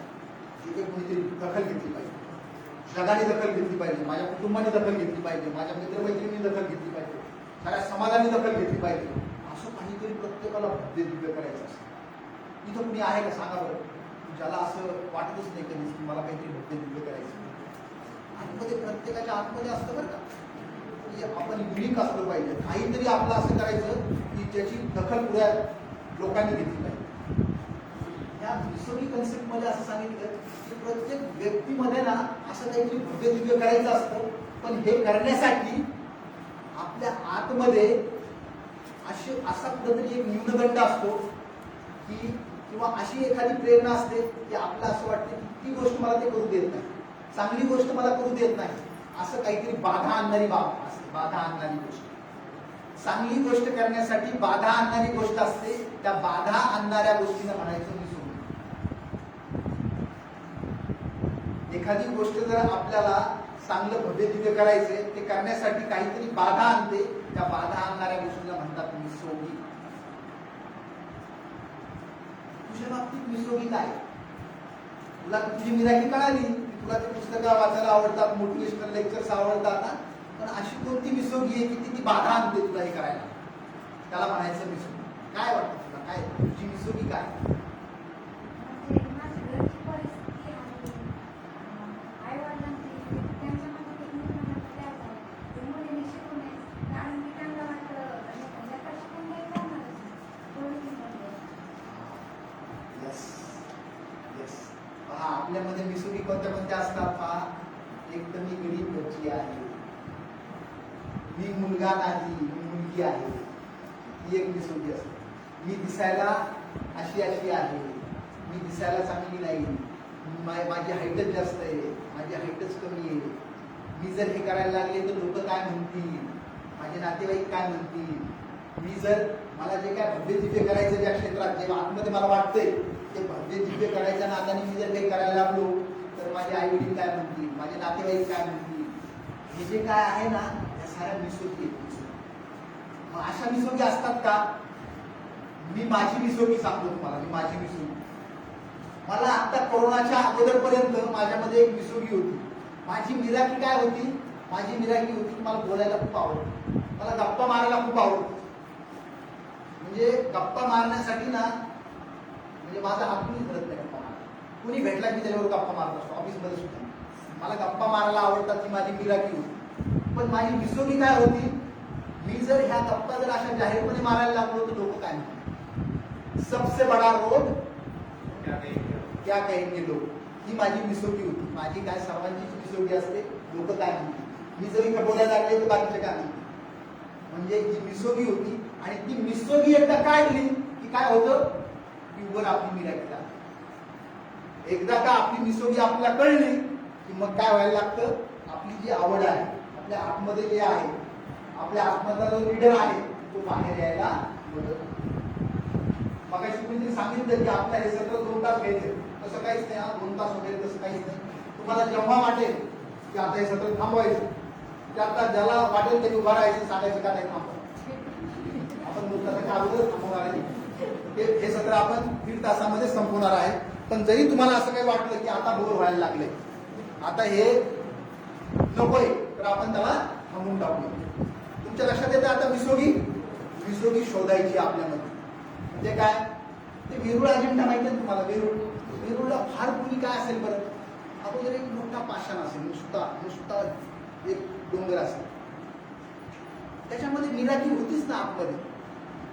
जे आता दिसतं ते आतमध्ये होतच अगोदर. फक्त कोणीतरी येऊन काय केलं, मिसोगी काढली, छंडी हातोडा घेतला आणि काय केलं, तो तसाच आहे ना, तो सारा डोंगर आहे तसाच आहे. त्या डोंगरामधून काय केलं, छंडी हातोड्याने फक्त मिसोगी बाहेर काढली. आणि मग राहिलं काय, ती मिराकी राहिली. जे आता आहे कैलासलेलं ते काय आहे, ती मिराकी. मग आता आपल्याला आपल्या आतमध्ये मिराकी शोधायच्या. त्या शांत कुणी येणार नाही आपल्याला सांगायला. हे बाहेर जे काय सारे पुस्तकं जे आहेत ना, सारे बोगस पुस्तकं आहेत. जे बाहेरचे जे गुरु लोक सांगतायत ना, ते सारं खोटं सांगतायत. आपल्याला बेसिक नॉलेजच कुणी देत नाही, सारं जनरल नॉलेज देत आहे का, जनरल नॉलेज. आपलं आतलं कसं काढायचं ते कुणीच सांगत नाही. आणि मग आपण त्याचं मार्गदर्शन घ्यायला, हा क्लास करायचा का तो क्लास करायचा. आणि मग तो क्लासवालाही काय करतो, त्याला फक्त पैसे, तो म्हणतो की कोरोना असू नये तर काही असो, आम्ही काय करा, पूर्ण फीस भरून टाका. मला फोन येतात की सर मग आम्ही MPSC जाऊ का आपल्याला. जुन्याचे लोक इकडे यायला लागले, आता काही नाही, सारं आता ऑनलाईन कडे वळायला लागले तर आपण कुठे जाऊ. म्हणजे आपल्याला सारे जनरल नॉलेज देत आहेत. आपला एकदा ही मिराकी समजली, मिसोगी मधून आपण ते बाहेर काढलं की मग काय राहील, वर मग ते सर मगाशी तो मुलगा मांडला तसं आवड. आता लक्षात घेतलं काय आवडतं आपल्याला, ती आवड आपल्या इथे लागली. पण हे कशासाठी करायचंय, आपण हे कशासाठी करतोय, स्वतःची ओळख का, तर मला करिअर करायचंय का, छंद म्हणून मी करतोय हे, का स्वप्न म्हणून पाहतोय, का नोकरी करायची, याच्यासाठी आपल्या पुढे आयुष्यात काय करायचं त्यासाठी आपण हे सारं पाहतो. कशासाठी करतोय हे, मिराकी आणि मिसोगी, मला पुढे काय करायचं, मला काय करता येईल त्यासाठी. स्वतःला का ओळखायचं, आपल्यातला जर लीडर बाहेर पडला, आपण मी कोण आहे ते जर समजलं तर मग आपल्याला आयुष्यात पुढे काय करायचं ते आपल्याला कळायला सोपं जाईल. त्यासाठी आता परत आल्या आवड आणि निवड. तुम्ही म्हणता ही मिराकी कशी शोधायची बरं सर? त्यासाठी सुद्धा एक टूल आहे आपल्याकडे आणि ते टूल सांगतो. काय आवडतं? तुमच्याकडे कागद आणि पेन आहे ना? आता कागद आणि पेन काढ. चालेल ना? आता वही आणि पेन काढ. मग कशी मी म्हटलं होतं काही वेळ आहे ना तुमच्या जवळ?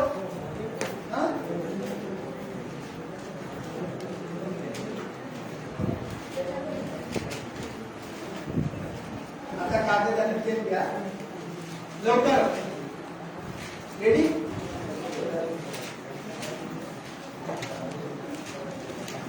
आता आपल्याला काय करायचं?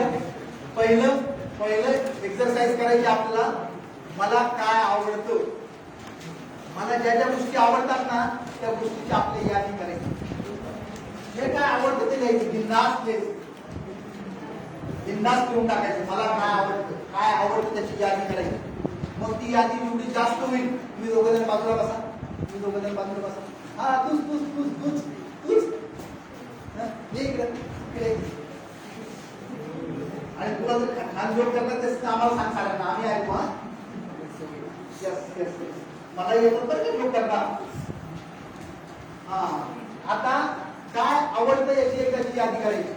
काय आवडतं?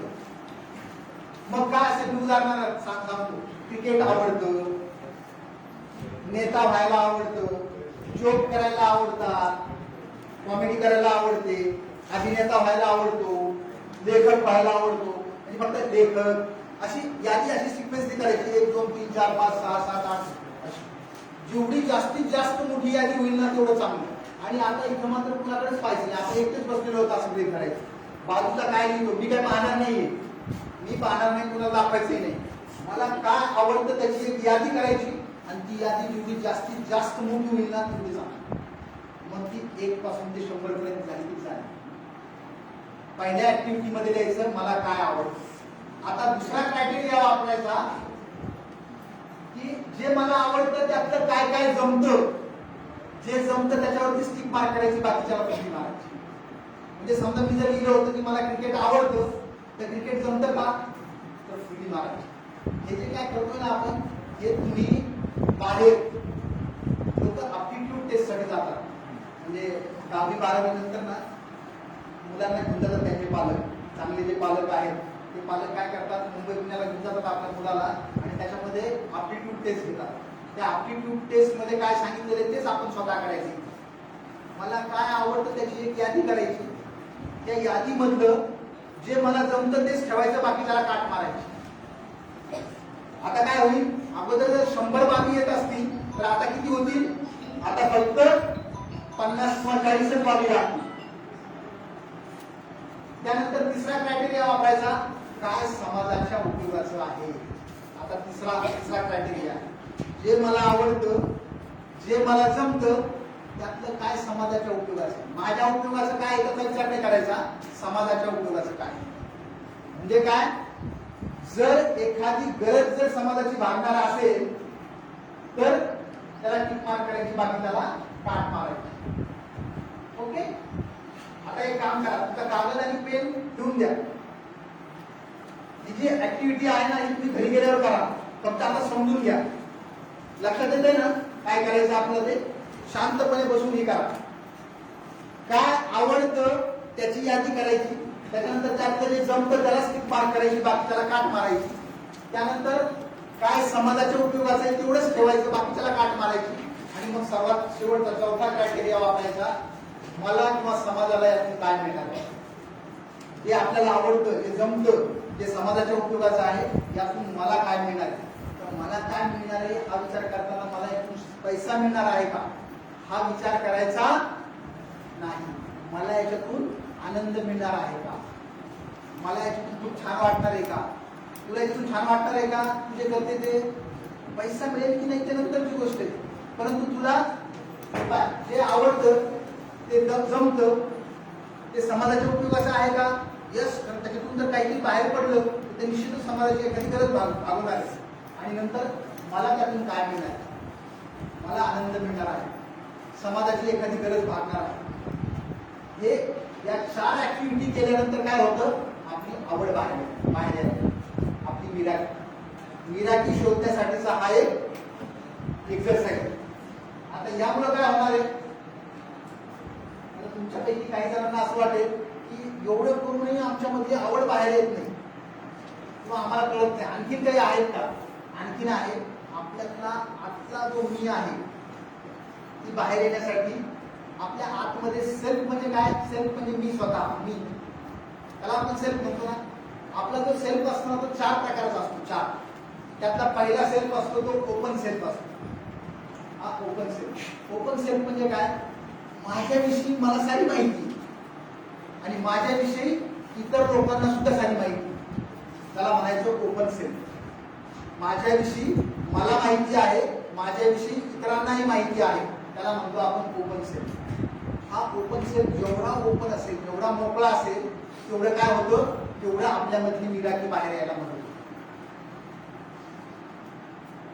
काही लोक कसे असतात माहितीये का, त्यांना आपल्याविषयीची सारी माहिती असते, पण ते बाकीच्या लोकांना आपल्याविषयीची माहिती समजू नये म्हणून ते काय करतात, ते असं रिझर्व असतात. रिझर्व लोकांना सांगितलं तर लोक याचा फायदा घेतात म्हणून ते काय करतात, स्वतःविषयीची माहिती डिक्लेअर करतच नाही. हा मी जेवढा ओपन असेल तेवढी आपल्यामधली मिराकी बाहेर यायला मदत होते. दुसरा असतो हिडन सेल्फ. हा हिडन सेल्फ कसा असतो की मला माझ्याविषयीची स्वतःची माहिती आहे परंतु दुसऱ्याला माहिती नाही. म्हणून जेव्हा आपण काही इनिशिएटिव्ह घेतो, पुढाकार घेतो, त्यावेळेस काय करतो आपण, पुढाकार ज्यावेळेस घेतो त्यावेळेस आपण लोकांना सांगतोय की मला हे येतं, मला हे जमतं. म्हणून हा हिडन सेल्फ आपण बाहेर काढला पाहिजे. आपल्या आतमध्ये ज्या क्षमता आहेत त्या फक्त लपवून न ठेवता त्या बाहेर काढल्या पाहिजे. तेव्हा मग काय होतो, हा हिडन सेल्फ सुद्धा बाहेर येतो. त्यानंतर असतो ब्लाइंड सेल्फ. हा ब्लाइंड सेल्फ काय सांगतो, स्वतःला माहिती नाही मात्र दुसऱ्याला माहिती. आपल्या काही आवडीनिवडी ना आपल्याला सांगता येत नाही, पण समोरचा जो माणूस आहे, समोरचा माणूस सांगू शकतो की अरे तुला हे खूप छान जमतं, तू हे खूप छान करू शकतोस. आपले आई वडील किंवा आपले नातेवाईक किंवा आपले मित्रमैत्रिणी आपल्याला सांगत असतात की अरे तू हे खूप छान करतेस, तुला हे खूप छान करायला जमतं. त्याच्यामधून काय होतं, जो आपला हिडन सेल्फ आहे तो बाहेर यायला. म्हणजे आपल्या आवडीनिवडी आपल्यालाच माहिती असतात असं नाही, तर कधी कधी आपण ज्यांच्या संपर्कात येतो ते लोक सुद्धा आपल्याला आपल्या आवडीनिवडी सांगतात. आणि त्यानंतर असतो अननोन सेल्फ. हा काय असतो, आपल्या स्वतःलाही स्वतःविषयीची माहिती नसते आणि दुसऱ्यालाही माहिती नसते. मग हे कधी माहिती होतं आपल्याला, आपण आपल्या आयुष्यात जसं जसं आपला अनुभव येईल, आपण ज्या क्षेत्रात काम करत असू, आपल्या ज्या समाजात आपण राहतो तिथं आपला जसे जसे अनुभव येतात तसा आपल्यातला हा अननोन सेल्फ बाहेर यायचा आणि यामधून आपली मिराकी आणि आपला मिसळी सांगता येईल. याचा उपयोग करून आपल्याला काय करायचंय, याचा उपयोग करून आजचं आपलं जे स्किल आपण पाहतोय हे युनिव्हर्सल स्किल आहे, त्याला सॉफ्ट स्किल म्हणतात. ते आहे सेल्फ अवेअरनेस. जगातल्या कुठल्याही देशामध्ये जा, टॉपच्या कंपन्यांमध्ये जा, मॅनेजमेंटच्या कुठल्याही क्लासमध्ये आपण गेलो तर तिथं आपला सेल्फ अवेअरनेस महत्वाचा आहे. जर आपण स्वतःला जर ओळखू शकत असू तरच आपण जगात काहीतरी काम करू. जर मी स्वतःलाच ओळखू शकलो नाही आणि मग मी म्हटलं की नाही मला येऊन करायचं, मला येऊन करायचं, मी भोगे तिथे करणार आहे, तर होणार आहे का? म्हणून हे पहिलं टूल आपण आज घेतोय आणि ते आहे सेल्फ अवेअरनेस, स्वतःची जाणीव. स्वतःबद्दलची नेमकी माहिती आपल्याला असली पाहिजे. स्वतःबद्दलची आपल्याला साऱ्या जगाची माहिती असते. हा काय करतो, ती काय करते, तो काय करतो, ते काय करतात, सारी आपली जनरल नॉलेज भरपूर असतं आपल्याकडे. पण ते कुणाचं, लोकांच्या विषयीचं जनरल नॉलेज. आपल्याला अगोदर स्वतःविषयीची जाणीव आपल्याला असली पाहिजे. स्वतःबद्दलची नेमकी माहिती, स्वतःचे बलस्थान काय आहेत, आपल्यामध्ये कोणते कोणते बलस्थान आहेत, आपल्यामध्ये उणिवा कोणत्या आहेत याची जाणीव ठेवायची आणि त्या स्वीकारून त्याच्यावरती मात करण्याचा प्रयत्न म्हणजेच सेल्फ अवेअरनेस. यासाठीचं एक टूल आहे पहा, त्याला म्हणतात स्वॉट अनालिसिस.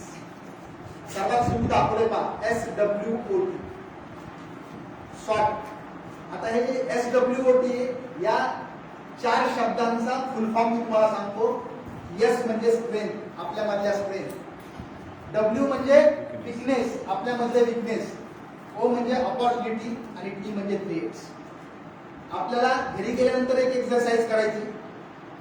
आपल्याला असंही प्रत्येकाला असं आयुष्यात कधीतरी वाटत असतं की मी फार ग्रेट. प्रत्येकाला कधी ना कधीतरी वाटत असतं की मी फार ग्रेट.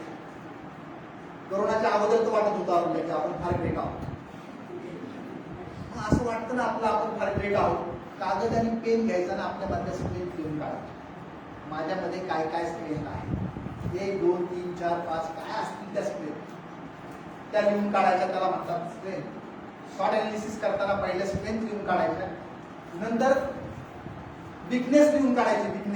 विकनेस म्हणजे काय, आपल्यापैकी असं बऱ्याच जणांना कधी ना कधी असं वाटत असतं की आपण फार बिचारे, आपण गरीब आहेत, आपण दुबळे आहोत, आपलं काहीच खरं नाही. कोरोनाच्या काळामध्ये मॅक्झिमम बऱ्याचशा लोकांना असा अनुभव आलेला आहे, एकदा तरी आलेला आहे की आपलं काही खरं नाही असं वाटतं. मग असं जर वाटतं आपलं काही खरं नाही, एकदा कागद आणि पेन घ्यायचा आणि आपली विकनेस लिहून काढायची.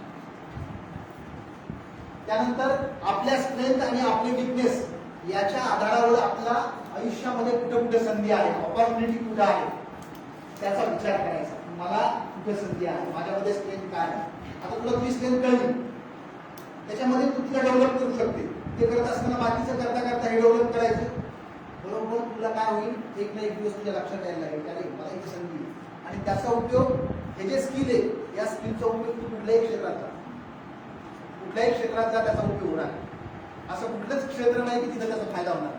म्हणजे तू काहीही कर त्याचा फायदा. मग आपली जी काय विराटी आहे त्या विराटीचा आपला उपयोग करता येऊ शकतो. हे शॉर्ट अनालिसिस. हे शॉर्ट अनालिसिस जर आपण स्वतःच करायला लागलो तर आपल्याला आपल्या कुटुंबाचं करता येतं. आपण ज्या क्षेत्रात काम करतो तिथलं आपल्याला शॉर्ट अनालिसिस करता येतं. आणि यासाठी स्पर्धा परीक्षेमध्ये सीसॅट नावाचा विषय आहे, civil services aptitude test. CSAT शब्द तुम्ही ऐकलाय? ओके, ऐकलाय. इकडं स्पर्धा परीक्षा देणारे आहेत. सीसॅट मध्ये काय सांगितलेलं आहे, सीसॅट मध्ये हे सांगितलंय की सीसॅट मध्ये ज्या बाबी आहेत त्यातली पहिली बाब आहे की सेल्फ अवेअरनेस. तुम्हाला जर स्वतःचा जर अवेअरनेस असेल तरच तुम्ही प्रशासनात जाऊन काहीतरी करणार. नाहीतर मग मलाच मी स्वतःला ओळखत नाही आणि तिथं जाऊन काय करणार नाही.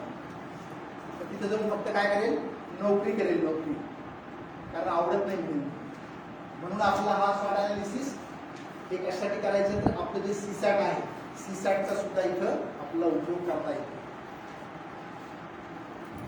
आता आपण इथपर्यंत आलो होतो. जर आपल्याला आपल्या आतमध्ये काय आहे ते जर कधीतरी कळलं, त्याच्यासाठी जर आपण वेळ दिला, आपली निसोगी जर कळली, तर आपल्याला आता ठरवता येईल की मला माझ्या आयुष्यात काय करायचं, मी काय करू, कसं करायचं ना ते आपण नंतर पाहणार आहोत. पुढे स्टेप बाय स्टेप पाहणार आहोत कसं करायचं. एकदा जर आपण ठरवलं एखादी गोष्ट करायची, ती गोष्ट ठरवण्यासाठी जास्त वेळ द्यायचा. नंतर ते कसं करायचं ना त्यासाठी बाहेर भरपूर लोक आहेत, बाहेर भरपूर पुस्तकं आहेत, त्याच्यासाठी आपल्याला भरपूर मार्गदर्शन मिळणार आहे. कसं करायचं त्यासाठी, काय करायचं त्याच्यासाठीच आपल्याला जास्त वेळ द्यायचा. आता पहा, काही जागतिक कंपन्या असतात पहा, टॉपच्या कंपन्या, त्या कंपन्या स्वतः अगोदर काय ठरवतात माहितीये का, त्या काय करायचं ते ठरवतात. काय करायचं ते कसं करायचं ना ते नंतर पाहू म्हणतात, अगोदर काय करायचं. आता ही एक कंपनी वॉलमार्ट नावाची, त्या कंपनीचं मिशन स्टेटमेंट आहे. मिशन स्टेटमेंट काय असतं की त्या कंपनीने ठरवलेलं असतं की मला काय करायचं. जर एखादी कंपनी जर ठरवते मला काय करायचं, तर आपल्याला आपला एवढासा जीव आहे, आपण आपल्या स्वतःच्या बाबतीत ठरवलं पाहिजे की नाही. कंपनीने काय ठरवलं ते पाहू. वॉलमार्ट काय, एक उदाहरण म्हणून पाहतात. ही कंपनी काय म्हणते, to help people save money, to help people, लोकांना मदत करायची, लोकांना मदत करायची असं ही कंपनी ठरवते. कशासाठी मदत करायची, त्यांचे पैसे वाचवण्यासाठी मदत करायची. सेव्ह मनी सो दॅट, त्याच्यामुळे काय होईल की ते त्यांचं आयुष्य चांगल्या प्रकारे जीवन जगू शकते, असं या कंपनीचं स्टेटमेंट. आता ही कंपनी तर प्रायव्हेट कंपनी आहे की नाही, तरी या कंपनीमध्ये मी आहे का, मी म्हणजेच काय, कंपनीनं असं ठरवलं का की मला पैसे कमवण्यासाठी माझी कंपनी आहे. कंपनीचं मिशन स्टेटमेंट पैसे कमवणं दिसतंय का, कंपनीचं मिशन स्टेटमेंट काय दिसतंय, ते सांगतंय की आम्हाला लोकांना मदत करायची. पहिला शब्द आहे मदत, हे ध्यानात ठेवा. मदत मदत म्हणजेच काय, देवाणघेवाण. कंपन्या जे करतात ना, जो व्यवहार होतो ना, तो देवाणघेवाण, पैशाचा व्यवहार होतो, तिथे देवाणघेवाण आहे. आयुष्यात सगळीकडे देवाणघेवाण आहे, परंतु शब्द तयार होताना घेवाण देवाण नाही तयार झाला. शब्द काय तयार झालाय, देवाणघेवाण. अगोदर द्या, ते मिळणारच आहे परत.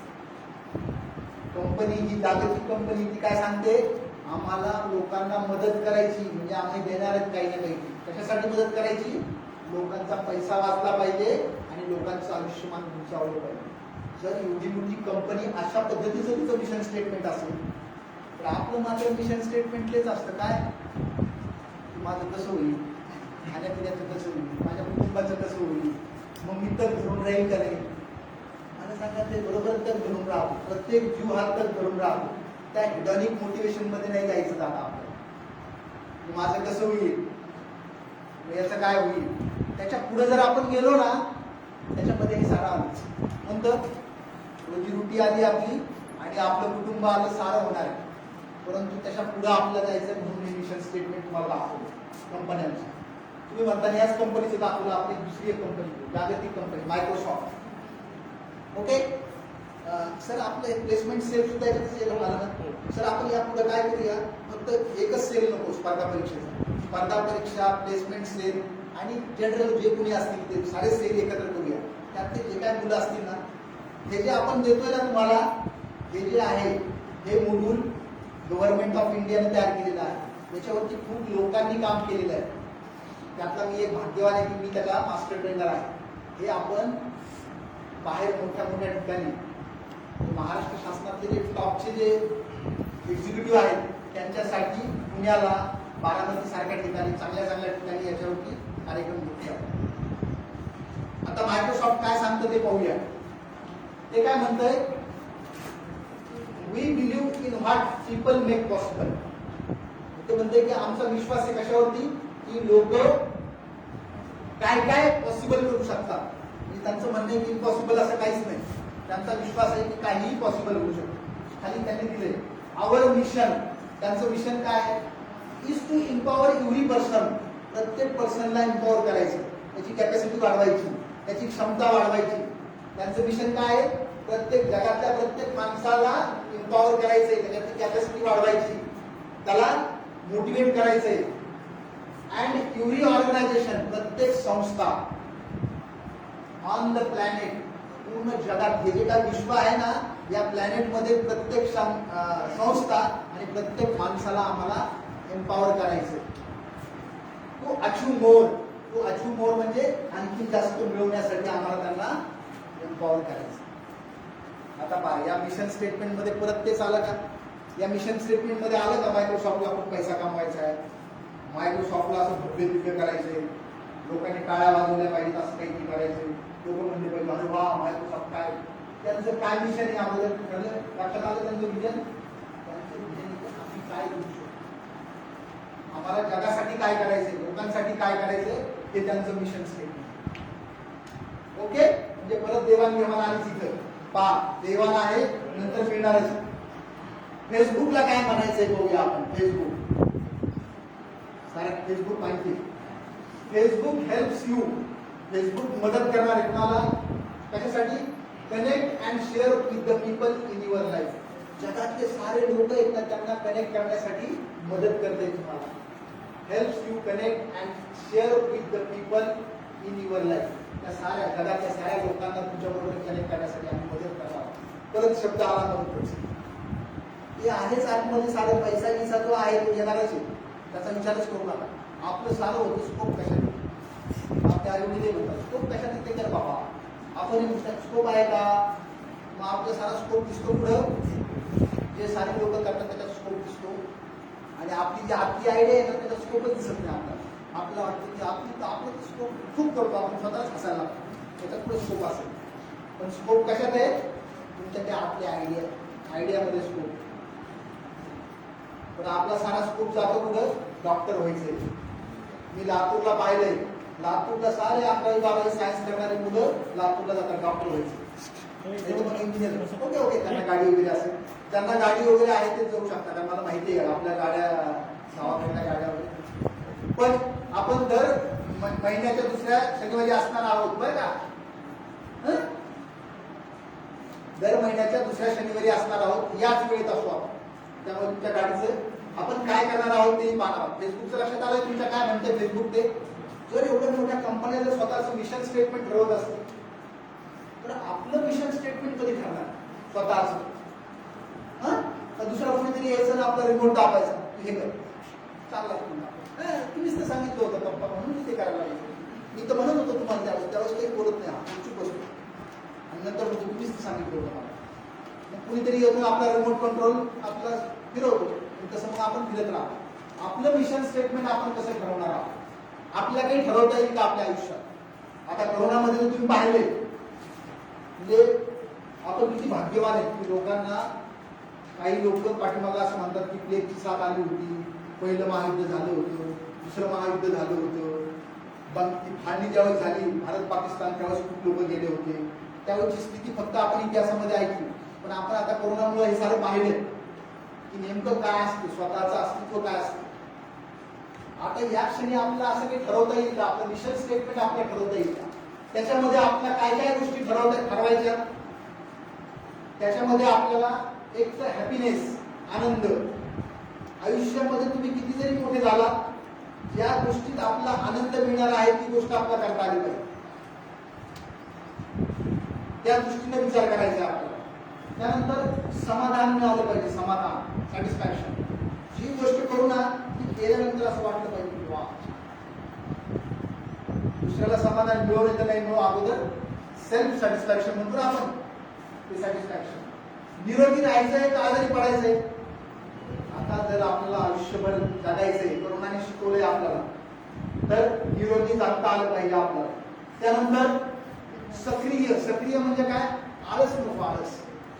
आता साहेब या कोरोनामुळं बरेचसे तुम्ही पाहिलं असेल की लोक आळशी झाले, एका जागेवरती बसले, एका जागेवर. लोक असे समोर पाहिले ना की असं वाटतं की हा माणूस किती वर्ष वयाचा आहे. तो असतो 30-35 वयाचा आणि दिसतो 55-60 वर्ष असतो, 50-60 वर्ष वयाचा आणि दिसते 70-80 वर्ष वयाची. म्हणजे ते कशामुळे होतंय, हे दीर्घायुष्य आपल्याला जर जगायचं असेल तर सक्रिय असणं महत्वाचं. आणि सेवाभाव, परत इथे सेवाभाव आला. सेवाभाव म्हणजे काय, देवाणघेवाण. असं आपल्याला काही करता येईल का. मग मी कुठल्या क्षेत्रात जाऊ, मी आता काय करू, याच्यावरती तुम्हाला चिंतन करायचं, मनन करायचं, स्वतःच ठरवायचे. तुम्ही जे आता इथं आहात 50-60-70 मुलं, ते काय असतं, तुम्ही स्वतः विचार करा की आपल्याला काय करता येईल या सध्याच्या. फक्त जनरल नॉलेज नको तर बेसिक नॉलेज आपल्याला घेता येईल का. मग ते स्पर्धा परीक्षा असू द्या, कुठल्याही क्षेत्रात असू द्या. आणि हेच तुमचे 2 ते 3 वर्ष महत्वाचे. हे एकदा ते 2-3 वर्ष एकदा तुम्ही ठरवलं ना काय करायचं याच्यावरती घाला. कसं करायचं त्याचा विचार करू नका. ते सारं बाकी येतं, सारं चालत येतं. तुम्ही विचारही करणार नाही, आपल्या पाठीमागे यायला लागेल कसं करायचं. हा सांगेल असं कर, तो सांगेल तसं कर. फक्त काय करायचं ते ठरवा. काय करायचं ते ठरवा, बाकी सारं. हे पुस्तक तुम्हाला होमवर्क म्हणून सांगतोय तुमच्यासाठी. पुढच्या महिन्यात आपण परत भेटणार आहोत, तोपर्यंत एक पुस्तक सांगतो, होमवर्क. फार काही किंमत नाही, 100-150 रुपये किंमत असेल. इकिगाई नावाचं पुस्तक आहे, इकिगाई.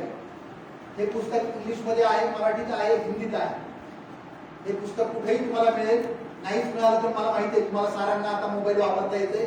बरेच जण तर खरेदी करत असतील, कपड्यांची याची त्याची काहीतरी खरेदी करत असतील. तुम्ही हे पुस्तक घेऊ शकता, विकत घ्या आणि हे वाचा. मराठीत असू द्या, हिंदीत असू द्या, इंग्लिशमध्ये सुद्धा हे पुस्तक वाचा. या पुस्तकामुळे ना मी काय करू आयुष्यात याची एक दिशा आहे. हे पुस्तक आहे जपानचे जे 2 लेखक आहेत. जपानचे ओकिनावा नावाचे बेट आहे, ओकिनावा. त्या बेटावरती जगातले सर्वात जास्त वय जगणारे लोक राहतात. 100 पेक्षा जास्त वर्ष लोक जगणारे लोक राहतात. आणि ती कशी जगतात तिथं, त्यांचं करिअर काय, त्यांचे छंद काय, आणि ते निरोगी कसे राहू शकले, ते काय करतात या वयामध्ये, हे जगातलं टॉपची लोक ज्या ठिकाणी राहतात. आपल्याला फॉलो करायचं ते अशा लोकांना नाही फॉलो करायचं. कुणाला ते चाललंय कुठेतरी आपल्याला त्याला मी फॉलो करतोय, त्या अमक्याने काय केलं त्या फॉलो आपण अशा लोकांना करूया त्याच्या अगोदरच काहीतरी घडत नाही. चांगल्या लोकांना जर आपण फॉलो करायला लागलो त्यातून कुठेतरी चांगलं तर घडेल. आपण फॉलो करतानाच अशा लोकांना फॉलो करायला लागलो तर चालेल का? म्हणून हे पुस्तक तुम्हाला होमवर्क म्हणून हे पुस्तक वाचून काढा. इकिगाई. इकिगाईचा अर्थ असा होतो जापानीज मध्ये की आपल्या आतमध्ये म्हणजे जीवन जगण्यासाठी असं काहीतरी आपल्या आतमध्ये असतं आणि ते जर आपण आपल्या आतलं बाहेर काढलं तर आपण दीर्घायुष्य जगू शकतो, सेवाभावासह जगू शकतो, आनंदी जगू शकतो. आणि मग हे छोट्या छोट्या गोष्टी तर ते हिडॉनिक मोटिवेशनच्या ज्या गोष्टी आहेत ना, खाण्याचं, रिप्रोडक्शनचं, मग कसं होईल, तर धरून राहायचं, त्या साऱ्या गोष्टी तर त्या एकदम दोन असतात. हा माझा कॉन्टॅक्ट नंबर मी दिलाय. माझं नाव संजय मगर. माझा कॉन्टॅक्ट नंबर आहे 94 22 72 37 37 9422 72 3737. मी YouTube वरती सुद्धा आहे. माझं YouTubeचं चॅनल आहे संजय मगर नावाने. मी दर आठवड्याला सुट्टीच्या दिवशी ऑनलाईन कार्यक्रम घेतो. कोरोनाच्या काळामध्ये मी आता ऑनलाईन कार्यक्रम घेतो. महाराष्ट्रातल्या काही शाळांबरोबर, कॉलेजेस बरोबर, गव्हर्नमेंटच्या ऑफिसेस बरोबर, काही NGO बरोबर, यांच्याबरोबर मी काही कार्यक्रम घेतो. आणि हे सारं कुठलाही व्यावसायिक दृष्टिकोन नाही.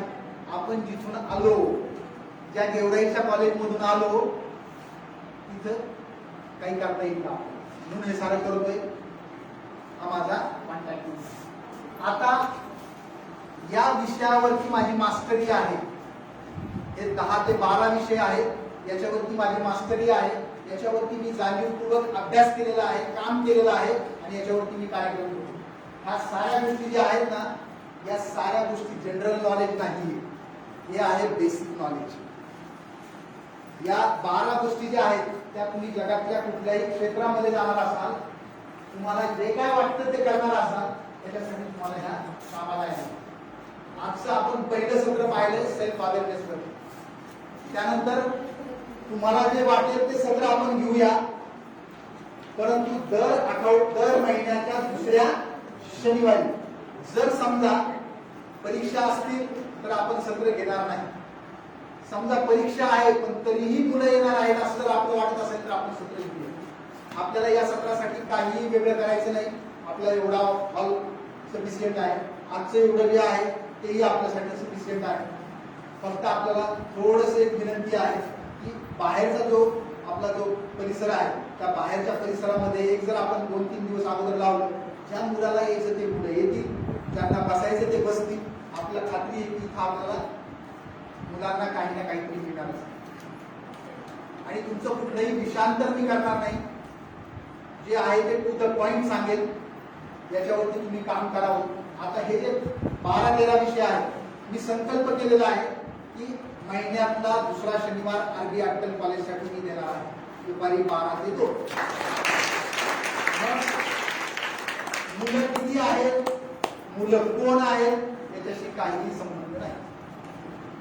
भले 10 जरी मुलं असतील तर आपण आणखी ठरवू आणि त्या 10 मुलांमध्ये बसण्यापैकी फक्त हे जर असलं प्रोजेक्टर असला माहिती सिस्टम असेल तर फरक पडू म्हणून आपण करणार आहोत. याच्या व्यतिरिक्त कॉलेजचेच मुलं पाहिजेत असंही काही नाही. जे कॉलेज सोडून गेलेत पण आता 2 वर्ष झाले आणि काही करतायत, स्पर्धा परीक्षेची तयारी वगैरे, ज्यांना काही करायचंय किंवा आपले मुलं कुठलेही मुलं त्यांनाही आपण त्यात सामील करून घेऊया. अशा पद्धतीने आपण घेणार आहोत. आता हे जे विषय आहेत, दुसरा असेल गोल सेटिंग, ध्येय निश्चिती. मी माझ्या आयुष्यात माझं ध्येय कसं निश्चित केलं, मी आता कुठे आहे आणि मला कुठे जायचंय आणि त्यासाठी मी काय केलं पाहिजे. बरेच वेळेस काय होतं की आपलं ध्येयच निश्चित नसतं, म्हणून आपण त्याच्यावरती हे सत्र घेणार आहोत, ध्येय निश्चिती. त्यानंतर समस्या निराकरण, प्रॉब्लेम सॉल्व्हिंग. आयुष्यात कुठल्याही क्षेत्रातला तिथं प्रॉब्लेम आहेच. प्रॉब्लेम नाही असं क्षेत्र आहे का कोणतं, म्हणून प्रॉब्लेम सॉल्व्हिंग वरती आपण सत्र घेऊया. त्यानंतर डिसिजन मेकिंग. सर सारं खरं हो पण काय करायचं ते आम्हाला कळत नाही, हे करू का ते करू, आमच्यासमोर आम्ही शिकू घेतो, हे करावं का ते करावं. त्यासाठी डिसिजन मेकिंग, निर्णय कौशल्य.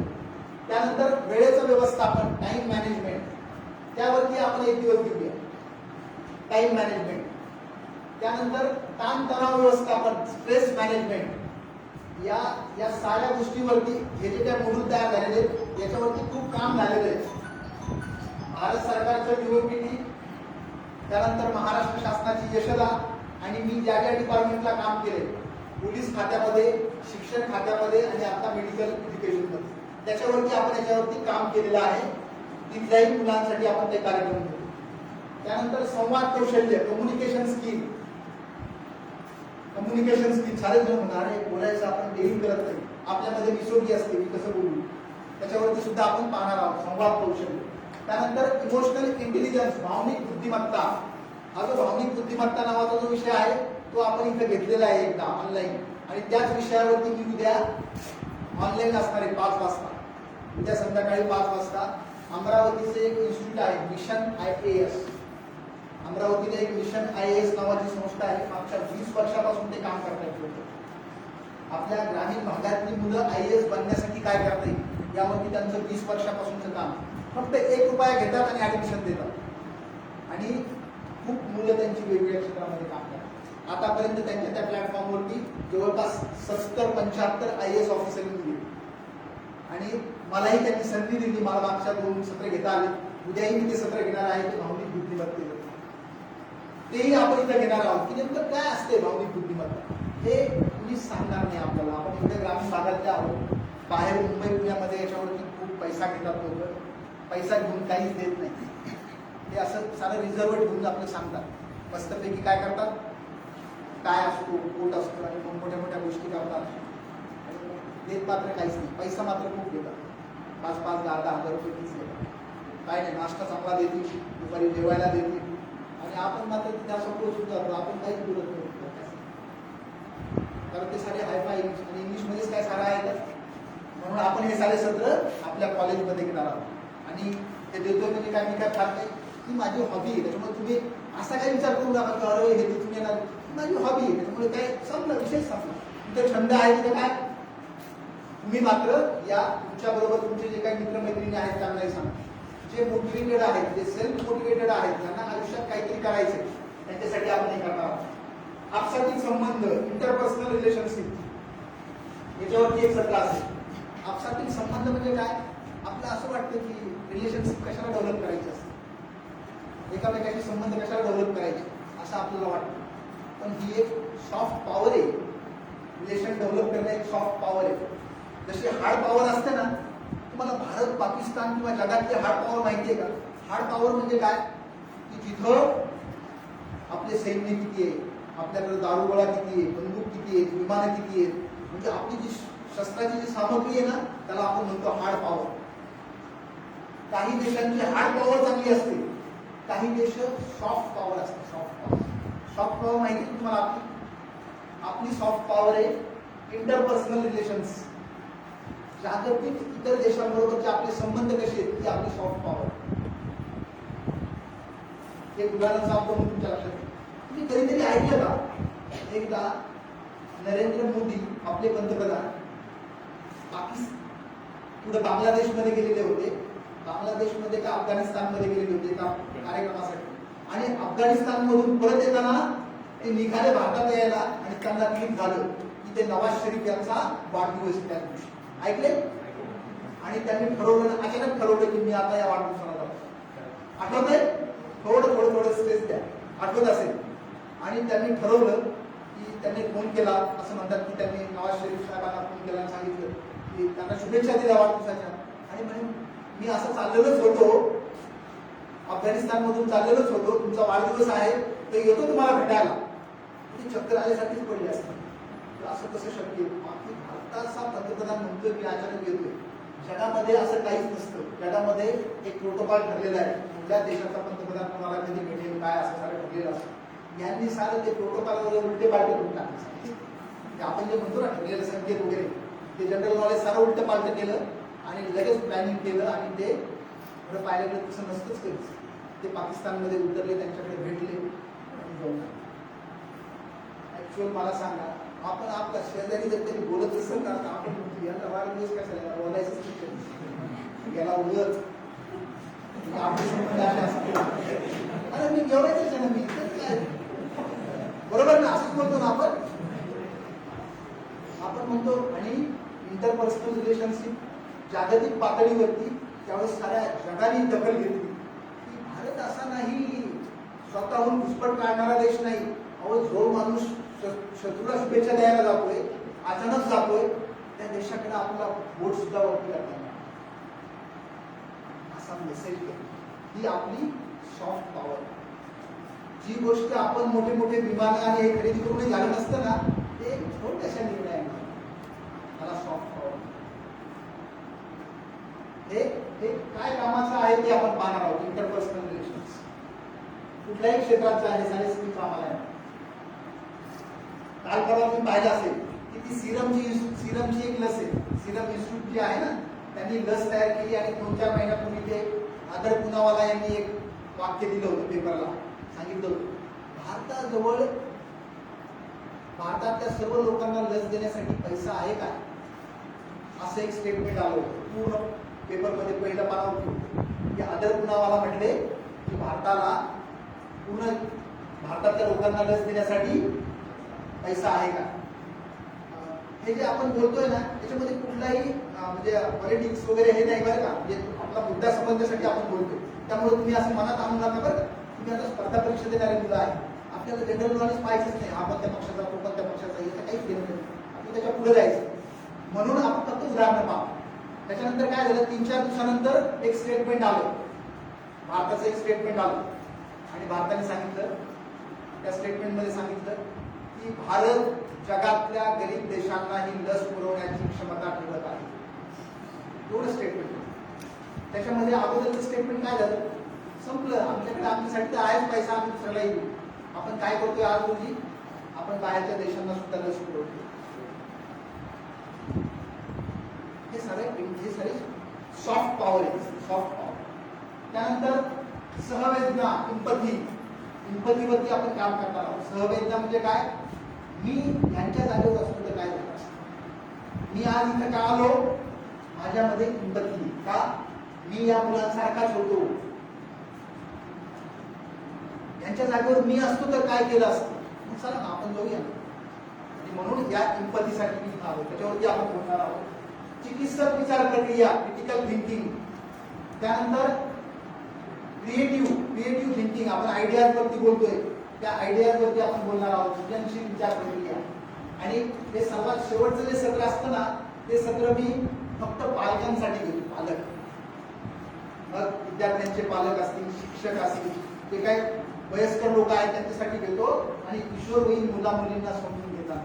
तुमच्यासारख्या मुला मुलींना कसं समजून घ्यायचं हे मी पालकांना सांगतो. कारण काय, पालक आणि मुलांमध्ये भारत पाकिस्तान ते आम्ही काय म्हणतो ते त्यांना कळत नाही, काय म्हणतात ते आम्हाला कळत. त्यामुळे आपण काय करतो, हे शाळा महाविद्यालयामधल्या शिक्षक पालक यांच्यासाठी ते सत्र किशोरवयीन मुला मुलींना समजून घेतो. अशा पद्धतीने आपण ठरवलंय. यातलं एक सत्र आपण दर महिन्याला घेणार आहोत, महिन्यातल्या दुसऱ्या शनिवारी. जर समजा काही प्रॉब्लेमच आला तर आपण ऑनलाईन घेऊया. ओके, तुम्ही ऑनलाईन असता का, ठीक आहे. पण शक्यतो आपण इथंच सत्र घेण्याचा प्रयत्न करूया. फारच काही इमर्जन्सी असेल तरच आपण ऑनलाईन घेऊया, नाहीतर बाकी मग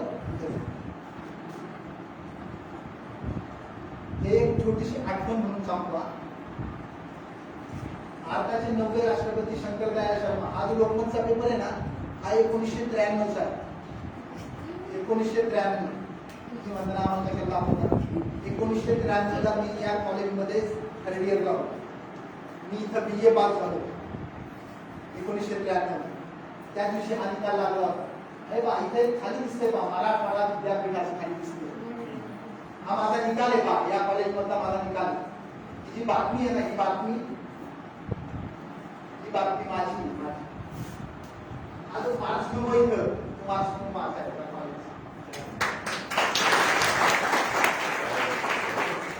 टाळ्या वाजवण्यासारखं काहीच नाही, टाळ्या वाजवण्यासारखं काहीच नाही. तेच ती बातमी आहे. मराठवाडा विद्यापीठाचे उदाहरण विद्यार्थ्याच्या वडिलालाही मिळाली गुण. चालत राहते. एवढा मोठा व्याप आहे त्याच्यामध्ये चालत राहतो.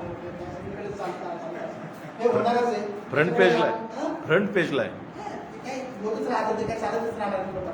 हे काय झालं ते सांगतो मी तुम्हाला. हे काय झालं त्यावेळेस BA करताना 3 विषय घ्यावे लागायचे. माझा BA होतं मराठी, हिस्ट्री आणि सोशॉलॉजी. त्याच्यामध्ये मी BA करत होतो. मराठी, हिस्ट्री आणि सोशॉलॉजी. त्यावेळेस हाताने लिहिलं जायचे मार्क्स. आणि मराठी जिथं लिहायचं ना तिथं विद्यापीठाने लिहिलं होतं मगर. मराठीच्या जागेवर लिहिलं होतं मगर. जिथं सोशॉलॉजी लिहायचं ना तिथं लिहिलं होतं संजय माझं नाव. आणि जिथं हिस्ट्री लिहायचं ना तिथे लिहिलं होतं हरिभाऊ. हे माझं नाव आहे, संजय हरिभाऊ मगर. आणि माझे ते 3 विषय होते. आणि त्यावेळेस झालं काय, एक सहज गंमत म्हणून आपण बोलतो तर त्याचा. त्यावेळेस झालं काय, तुम्हाला तर मी सांगितलं माझे 3 वर्ष मी कसे केले. फक्त BA करत नव्हतो त्यावेळेस काहीतरी करत होतो. काहीतरी करत होतो म्हणजे ह्या साऱ्या भानगडी करत होतो. ह्या भानगडीमुळेच मी तुला समोर आला. त्यावेळेस जर मी खरंच खूप हुशार असतो, आता मला इथे उभा राहतो मला कळतं. त्यावेळेस मी बाकीच्या भानगडी करत होतो. आणि मी ज्यावेळेस विद्यापीठात गेलो त्यांना सांगितलं की सर मला हा मार्क्स बदलून द्या. तर कोणीतरी क्लार्क असतील ते म्हणले तुम्हाला 50 रुपये भरावे लागतील. आम्ही केवढे तालुक्यातले खडेगाव इथून गेलेला माणूस पोरगा म्हटलं मी शेंगा खाल्लेल्या राहील, मी टर्बल उचलणार नाही. माहिती आहे तुम्हाला, मी शेंगा खाल्लेल्या नाहीत, मी टर्बल उचलणार नाही. ते म्हणजे तू टर्बल नाही उचललं तरी चालेल, शेंगाही देणार नाही, टर्बलही देणार नाही. पण आपले नोकरी करणारे लोक त्यांनी ठरवलं की मी तुला वाचनच पैसून देणार नाही, तोपर्यंत 50 रुपये भरत नाही. आणि मग त्यावेळेस काय असतं, मग मी त्यावेळेस एक जणाला असंच भेटलो लोकमतमध्ये, ते ससो खंडाळकर म्हणून आजही आहे. मग त्यांनी मग ते स्पीचला दिलं. आणि मग मी दुसऱ्या दिवशी गेलो विद्यापीठामध्ये. आणि मग विद्यापीठामध्ये तो क्लार्क मला म्हणून अरे देऊन टाकतो तुला. आणि त्यांनी ते कारण तोपर्यंत पेपर आले वगैरे पण झाली होती ना, मग ते मला ते देऊन टाकतो. पण पुढं गुच्ची मात्र काय त्यांनी सांगतो, मी एटीकेटी असायचो. एटीकेटी माहिती तुम्हाला, आता आहे का एटीकेटी? तर मला या विषयामध्ये ना हा मार्क्स बदलून देताना विद्यापीठाच्या लक्षात आलो की मला एका विषयामध्ये 38 मार्क होते, 38. पण मला मात्र जाणवत होतं मला तर 38 मार्क पडूच शकत नाही त्याच्यात. कारण मी जाणूनपूर्वक काही विषय पाठीमागे ठेवतो. म्हणजे नंतर अभ्यास करू. मला मी 2 प्रश्न लिहिले होते, 2 प्रश्नांची उत्तरं लिहिली होती. 2 प्रश्न म्हणजे 20 मार्काचा एक प्रश्न असायचा त्यावेळेस. म्हणजे 40 पैकी 38 मार्क मला. म्हणजे एवढा हुशार नाही आपण. मी त्यांना म्हटलं सर एवढी चूक नाही, पण मला ते सांगता येत नाही तुम्हाला. मला एका विषयामध्ये 38 मार्क पडलेले, प्रत्यक्षात मला पडूच शकत नाही. ज्यावेळेस ते मार्क्स मग लिहायला लागले, त्यांनी ते सारं पाहिलं ना, त्यावेळेस लक्षात आलं की मला त्या विषयात होते 28 मार्क. ते चुकून झाले होते. जशी चूक झाली तशी ती चूक झाली होती. सर आपण बंद करू केलं ना, खरंच करूया.